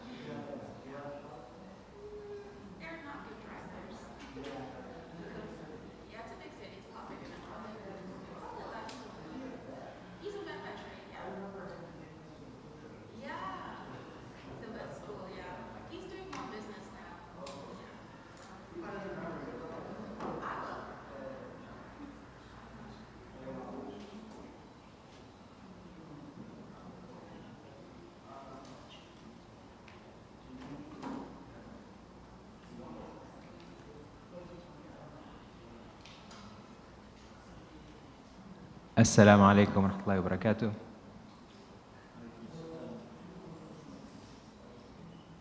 We're going to get started, inshallah. I don't really have anything to show you. I'm just going to be talking. So I'm going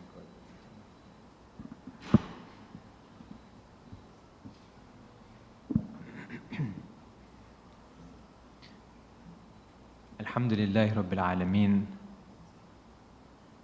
Alhamdulillahi Rabbil Alameen. Wassalatu wassalamu ala Rasulina Muhammad wa ala alihi wa sahbihi wa man wala.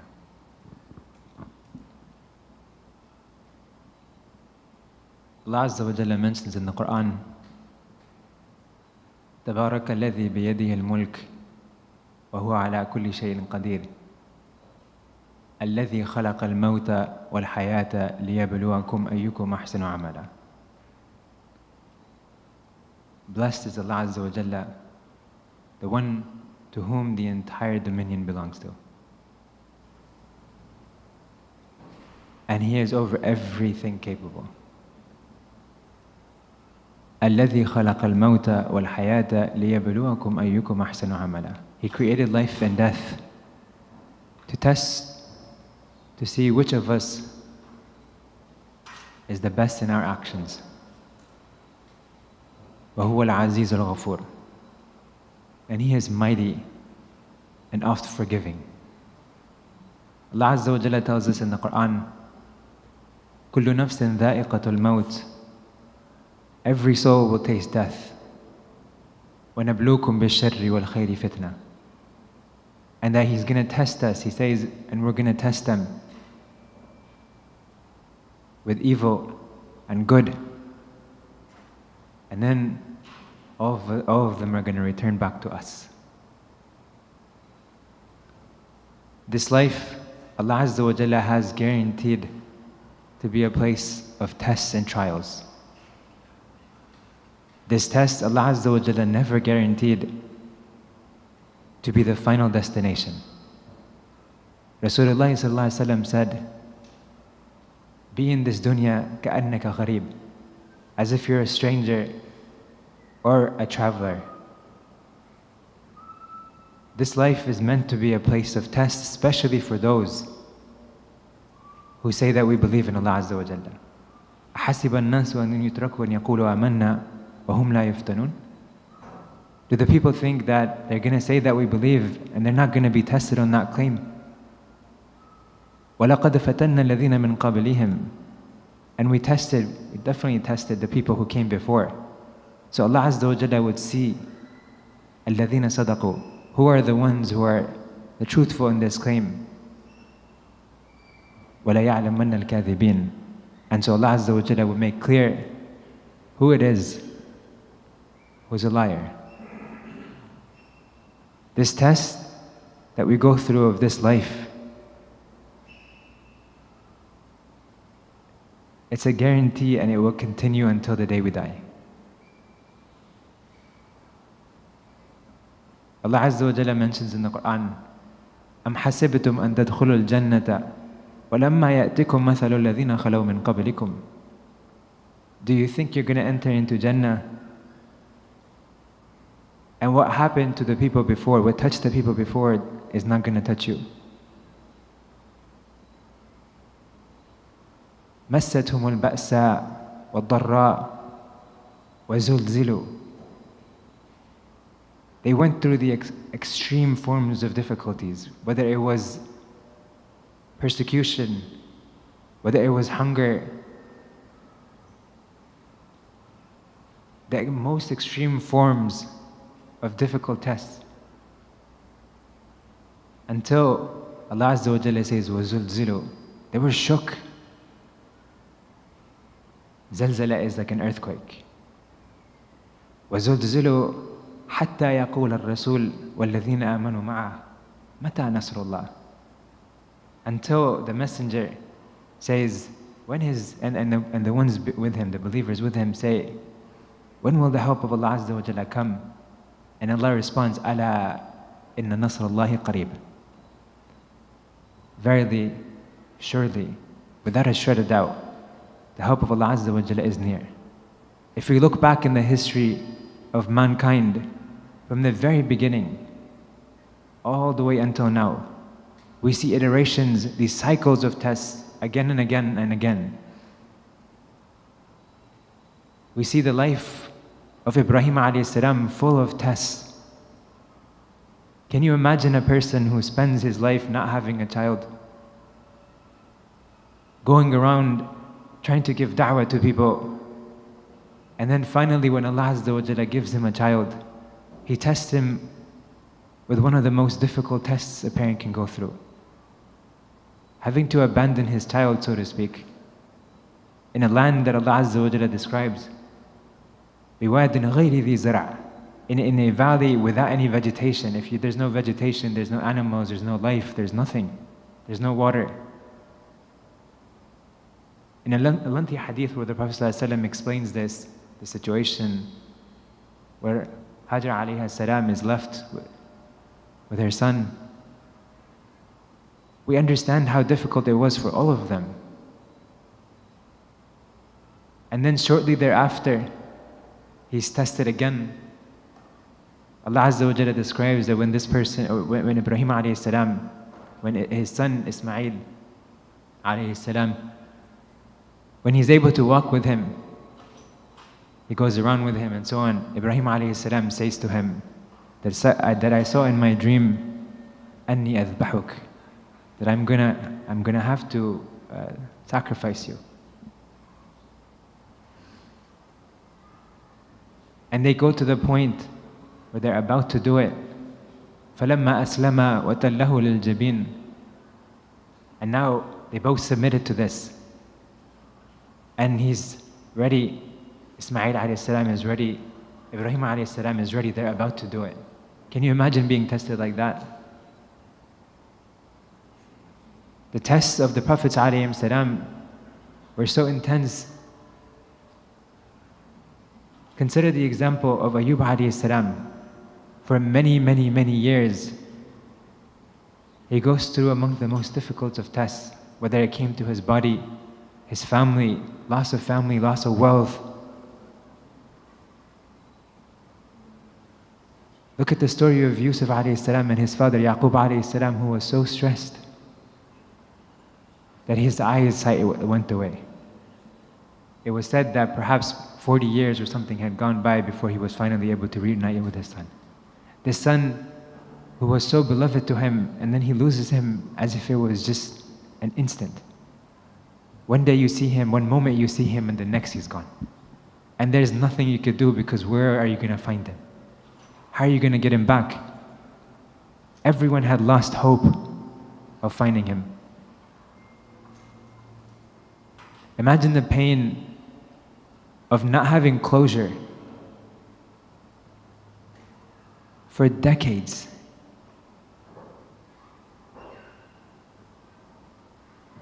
Consider the example of Rasulullah sallallahu alaihi wasallam himself, burying his own kids, having his own people turn against him, being banished, outcast from his own land.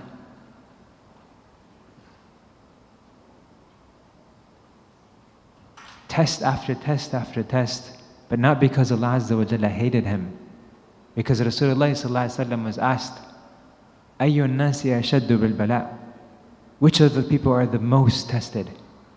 And he said, Al-Anbiya, the Prophets alayhim salam. And then he said, the righteous after that, and those like him, and those after them like them.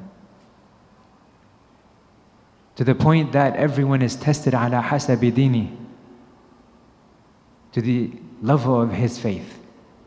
The more you believe in Allah Azza wa Jalla, the more you want to get closer to Allah Azza wa Jalla, the more intense your tests have to be. If you want to reach the highest levels in Jannah, you go to the most difficult qualifiers. We see this in any competition in the world. We see this again and again in any profession.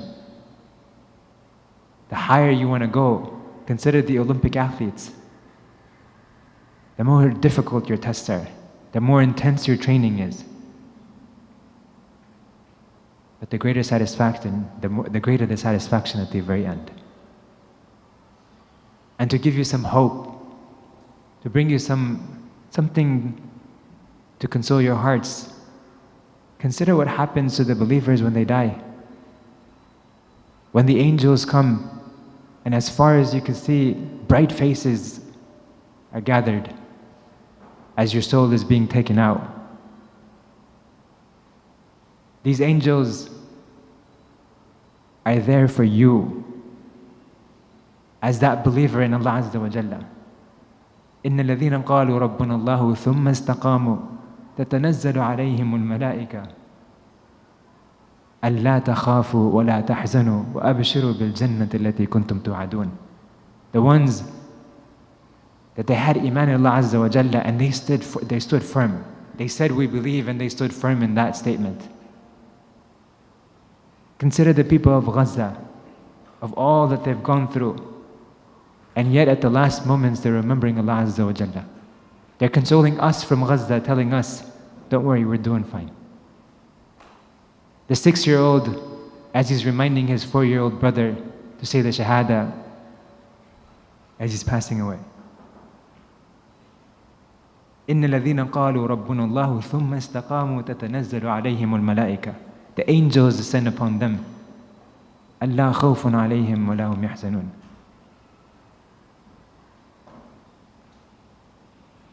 ألا تخافوا ولا تحزنوا, they say. Don't have any fear, don't grieve, don't worry. وأبشروا بالجنة التي كنتم توعدون. They give the glad tidings to you of a Jannah that you've been promised. Consider the children of the believers, the young children who haven't reached puberty. When they pass away, can you imagine the one who is more merciful than a mother is to her child, what he has prepared for those children? The Prophet ﷺ says, أطفال المسلمين, the young children of the Muslims, في جبل في الجنة, are on a mountain in Jannah. And who is caring for them? يكفلهم إبراهيم وسارة. Ibrahim alayhi salam and Sarah alayhi salam are their guardians. They're taking care of them until the day of judgment, when they're going to be given to their parents. Rasulullah sallallahu alaihi wasallam gives us this glad tidings. The children, the young children, right now, in another narration, he says that he saw in his dream, this situation of the young children who pass away. يلعبون بين نهرين. يلعبون بين نهرين. They're playing between 2 rivers in Jannah. They're being taken care of by Ibrahim alayhi salam and Sarah. Can you imagine that? I wish I could share this with the mother of Wadi', with the parents of Yusuf, whose father was a physician taking care of other kids, when he found out that his child was also one of the victims.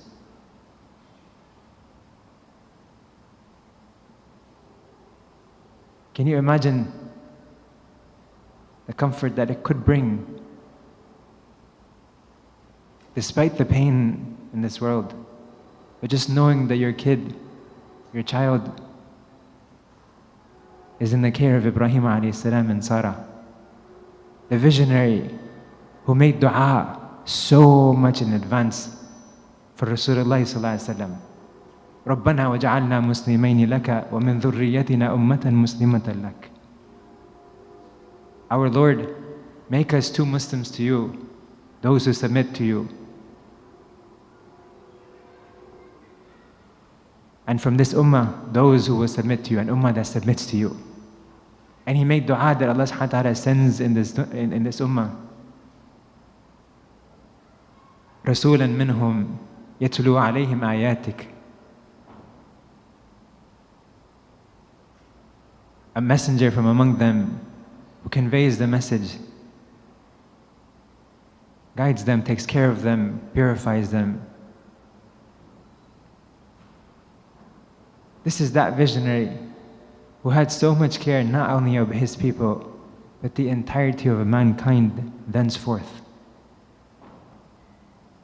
Him and his wife are given this responsibility of taking care of those people, those kids. The people who pass away, who are caught in the front lines, the ones who become shuhada. Rasulullah ﷺ tells us about them, that their souls are in green birds flying around in Jannah. Rasulullah ﷺ mentioned about Ja'far radiallahu anh, the brother of Ali radiallahu anh, his cousin. And he said that I saw him, 2 wings, flying around as an angel in Jannah with other angels. When Allah Azza wa Jalla says, وَاللَّهُ يَدْعُو إِلَى دَارِ السَّلَامِ, Allah Azza wa Jalla is calling you. He calls to the abode of peace. Consider that reality, that world, in contrast to this one. This is not our destination. This is not where we settle down. I look back, I came to this community in May 2001, just a couple months before 9/11. Of course, the constant throughout this time was struggles, war, what happened in Afghanistan and Iraq, the Arab Springs that happened, and this goes on forever. The entrapment cases that happen over here, and so on and so on. It doesn't end. But what happens is that what you do, your involvement in the work that Allah Azza wa Jalla tells you to do, that's what brings you comfort. Because that is never ignored. Anything that you do, فَإِنَّ اللَّهَ شَاكِرٌ عَلِيمٌ. Allah Azza wa Jalla is all-knowing and grateful, appreciative.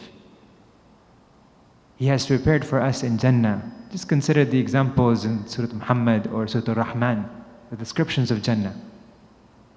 Things that Rasulullah ﷺ mentioned in the Hadith Qudsi.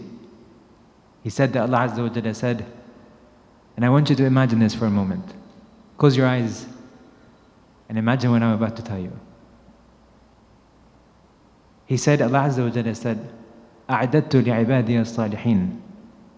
I have prepared for my righteous slaves. And I want you to imagine now, as you close your eyes, the most beautiful thing you've ever seen in your life.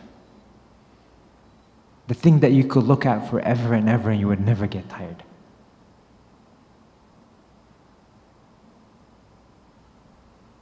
Consider the sounds that you've heard that were so calming and so serene that you could just enjoy them forever. Rasulullah ﷺ said that Allah Azza wa Jalla said, I have prepared for my righteous slaves مَا لَا عَيْنُ رَأَتْ, what no eye has ever seen, وَلَا أُذُنٌ سَمِعَتْ, and no ear has ever heard. And in fact, the fact that you could imagine what you just imagined, وَلَا خَطَرَ عَلَىٰ قَلْبِ بَشَرٍ, it has never occurred to a person. What you just imagined is nothing compared to what Allah Azza wa Jalla has prepared. In fact, did you know that when a person passes away, the righteous souls, before the Day of Judgment, as they wait, some of them may visit other souls, others that have passed away before them of the righteous, interacting with each other, talking about us. The soul that just leaves goes up and other souls ask, tell us about this person, tell us about this person that you left behind. They're talking about us. They're given, our family members, our relatives, are shown a record of what we're doing. Just so they're given updates about what's happening over here. And those people who pass away as shuhada, consider this example. In the Battle of Uhud, when so many went through such a difficult time, Some of the best of the companions passed away, became shuhada radiallahu anhu. And imagine in that situation, when so much felt lost, Allah Azza wa Jalla conveys greetings from them, from the shuhada to the believers who are still here.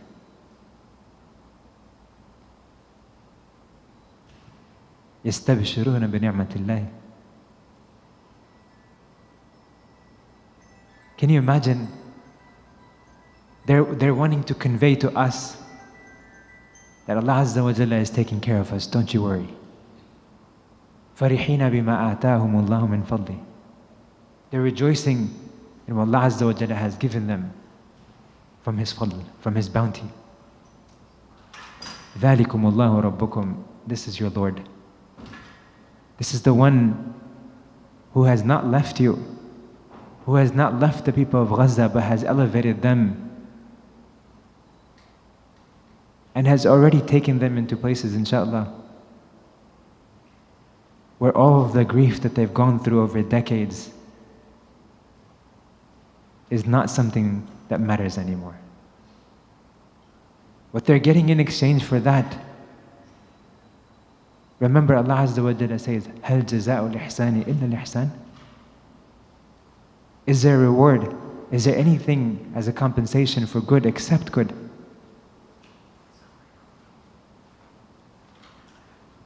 Remember this, because the cycles of tests are going to continue forever.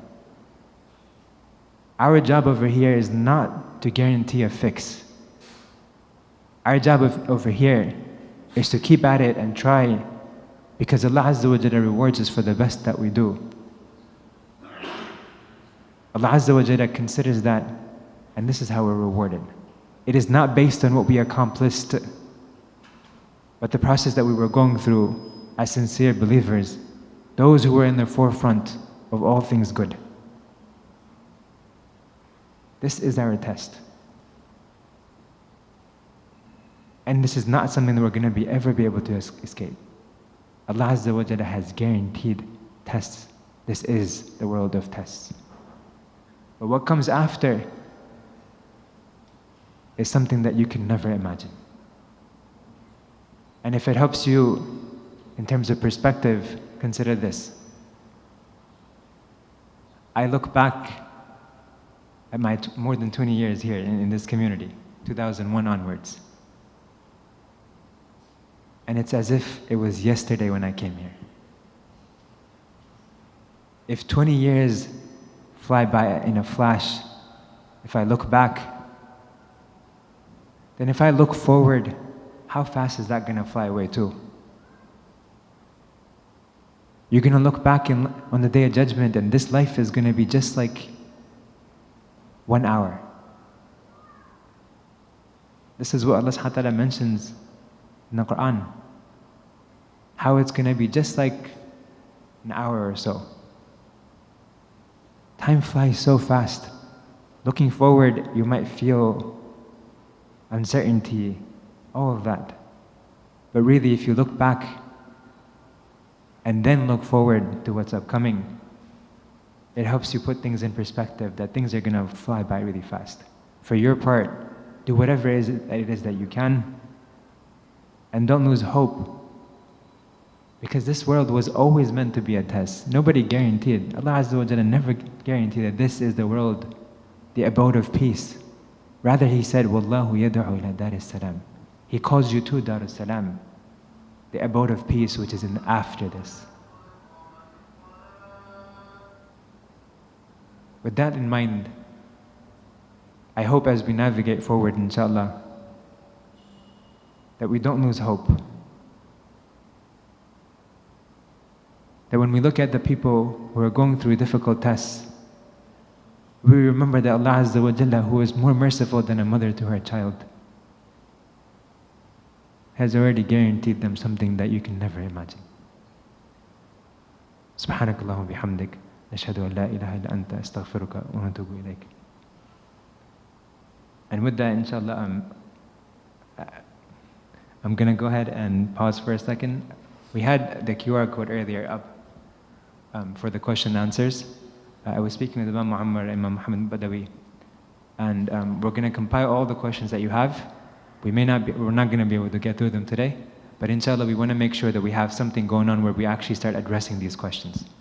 They're very important questions, and it's good to actually go through them and then compile thoughtful answers. So inshallah, we're going to work together, and in the next, the next few days, inshallah, we're going to start releasing answers to them, whether it's through a text, like as in like text, like a written copy, or through actual videos, inshallah, just to kind of address the core issues as well as the questions that are coming up on top of that. So with that, I'm going to just show you one quick video for the next presenter next week, inshallah, who's going to focus on the two topics of responsible advocacy, meaning being active, but at the same time being responsible in doing that. Making sure that you manage your affairs properly, you're still active, you're still proactive, you're still doing what you need to do, but doing it in an effective way, that it doesn't overwhelm you or the people close to you, and it also is effective in terms of the cause itself, inshallah.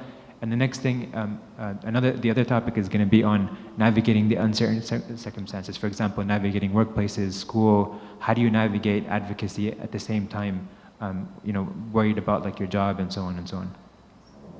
So let me share that really quick.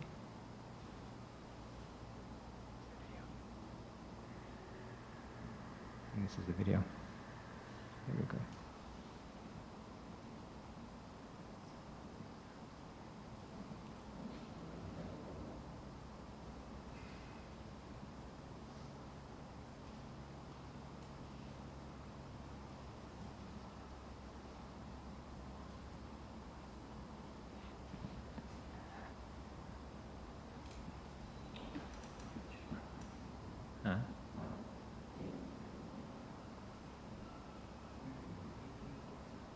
Is the projector off? Okay.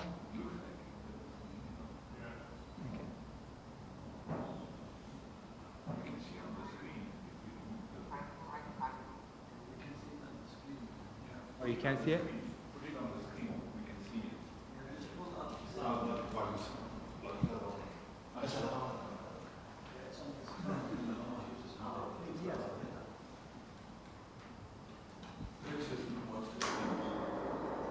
Is it coming on the screen? Yeah. But the audio is. It's a 1-minute video. If you can't, if it doesn't come up, I'll just put the mic over here so you can hear what she had to say.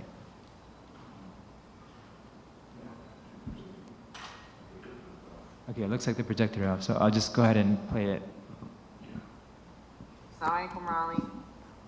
Sorry I couldn't be there today. I'm here to remind you that you're doing the right thing. Assalamu alaikum, Raleigh. I'm sorry I couldn't be there today. My name is Sada Haddad, if you haven't met me before. I'm here to remind you that you're doing the right. Attach it.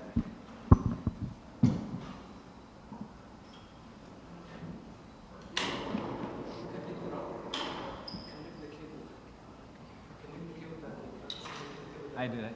Is it going to be able to play the audio? Okay. I connected it back. We should do it. Yeah. I have the HDMI cable. Oh, it's not connected.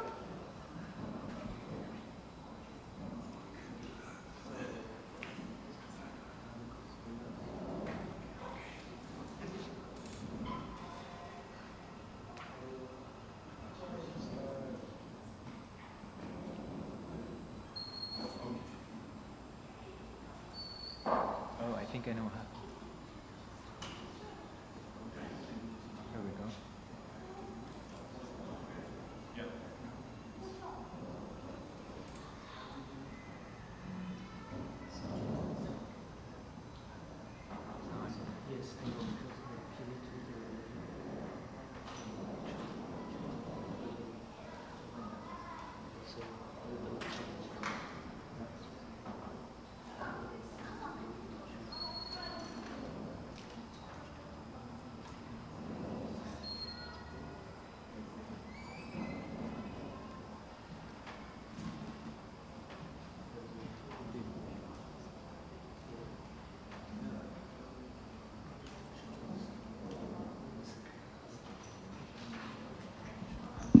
So we'll go ahead and just do just the audio, inshallah.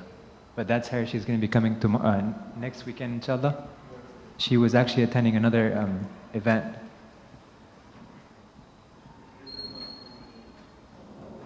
So she's from this community. She grew up over here. Some of you guys might know her. All right, so I'm going to play that.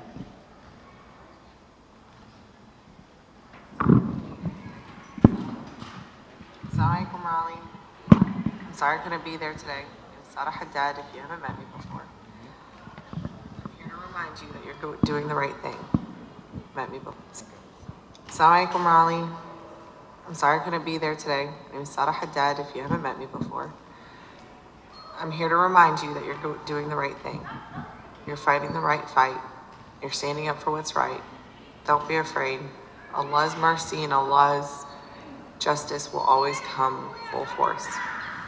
And I know you're tired. I know you're sad. But turn that exhaustion into your purpose. Stand up for what's right. Speak the truth. And follow the model of the Prophet ﷺ. Allah is the most just. Allah is the most kind. Allah is the most compassionate. Allah knows everything that is happening and nothing goes without His notice. Don't forget the story of Musa alayhi salam, or the story of Ibrahim alayhi salam, or the story of our Prophet Muhammad sallallahu alayhi wasallam. All of them faced adversity and difficulty. And we have all of their stories to model after. You can do this. You have community. We are here to support you. And inshallah, we will work together to stand up for what's right. You're not alone. Assalamu alaikum.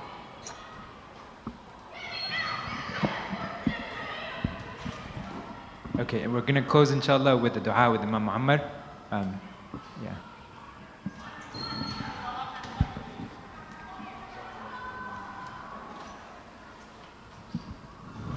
Jazakumullah khair everyone for being here and those who are online. Inshallah ta'ala, part of our Islamic teaching is that Allah subhanahu wa ta'ala wants us to make dua along with being active. And this is part of being active. MashaAllah, the mobilization and the active status that the Muslim Ummah has risen to. You have never seen this type of so many institutions, so many organizations, so many local programs, so many social media follow-up. These are great signs that the Muslim Ummah is still alive. And not only alive, but actually coming back stronger and stronger to feel that we are truly like one body. If one part aches, the rest of the body reacts to that ache-ness. So that's what we're looking for, alhamdulillah. Of course, it's not going to be an overnight solution, but it's all khair, alhamdulillah, rabbil alameen. So with that, inshallah, part of being active and doing the measures, which is taking the asbab, the most powerful tool along with that is the dua. And we always ask Allah subhanahu wa ta'ala to bring the hearts together and to bring us stronger, inshallah.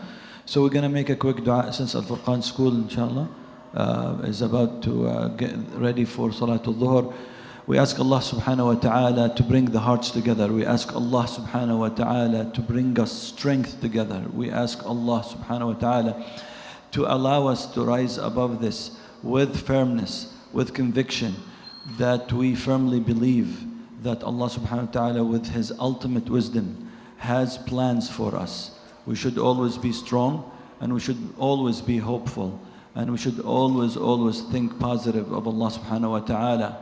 We are asking Allah subhanahu wa ta'ala to bring upon the nasr and the victory, and to make us part of it, and to make us see the signs of it, and to get us motivated, and to get us inshaAllah ta'ala committed and dedicated for the ultimate goal of having Islam bring justice to the ummah and to the world at large.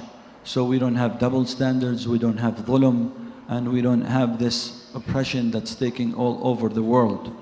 Allahumma ya Rabbi ighfir lana warhamna. Allahumma arfa' darajatina fi 'illiyin. Allahumma arfa' dhikrana.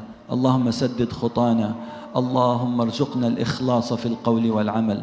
اللهم أنزل نصرك على أمة محمد صلى الله عليه وسلم. اللهم أنزل نصرك على أمة محمد صلى الله عليه وسلم. اللهم اجمع قلوبنا يا رب العالمين على خير. اللهم يا ربي سدد خطانا، اللهم يا ربي سدد خطانا. اللهم أفرحنا بالنصر يا الله. اللهم انصر المسلمين في كل مكان، في بقاع الأرض كلها. اللهم انصرنا نصرا مؤزرا. اللهم كن معنا ولا تكن علينا. اللهم يا ربي ارفع ذكرنا في عليين. اللهم انصر أهلنا في فلسطين، انصر أهلنا في غزة، ثبت أقدامهم، ثبت قلوبهم. اللهم سدد رماهم. اللهم يا ربي يا رب ارفع ذكرهم في عليين، وتقبل شهداءهم يا ربي في عليين في الفردوس الأعلى يا رب العالمين. وصبر أهليهم يا ربي على ما ابتليتهم به يا الله. صبرهم واجعلهم قدوة لنا ولأمة محمد صلى الله عليه وسلم. ارفع النفوس. اللهم يا رب اجبر نفوسنا يا ربي بذكرك. اللهم ذكرنا بذكرك. اللهم ساعدنا على نصرة هذا الدين لتنصرنا بنصرك يا الله. اللهم آمين آمين آمين. وآخر دعوانا أن الحمد لله رب العالمين. وصلي وسلم وبارك على نبي الهدى محمد وعلى آله وصحبه أجمعين، وجزاكم الله خيرا.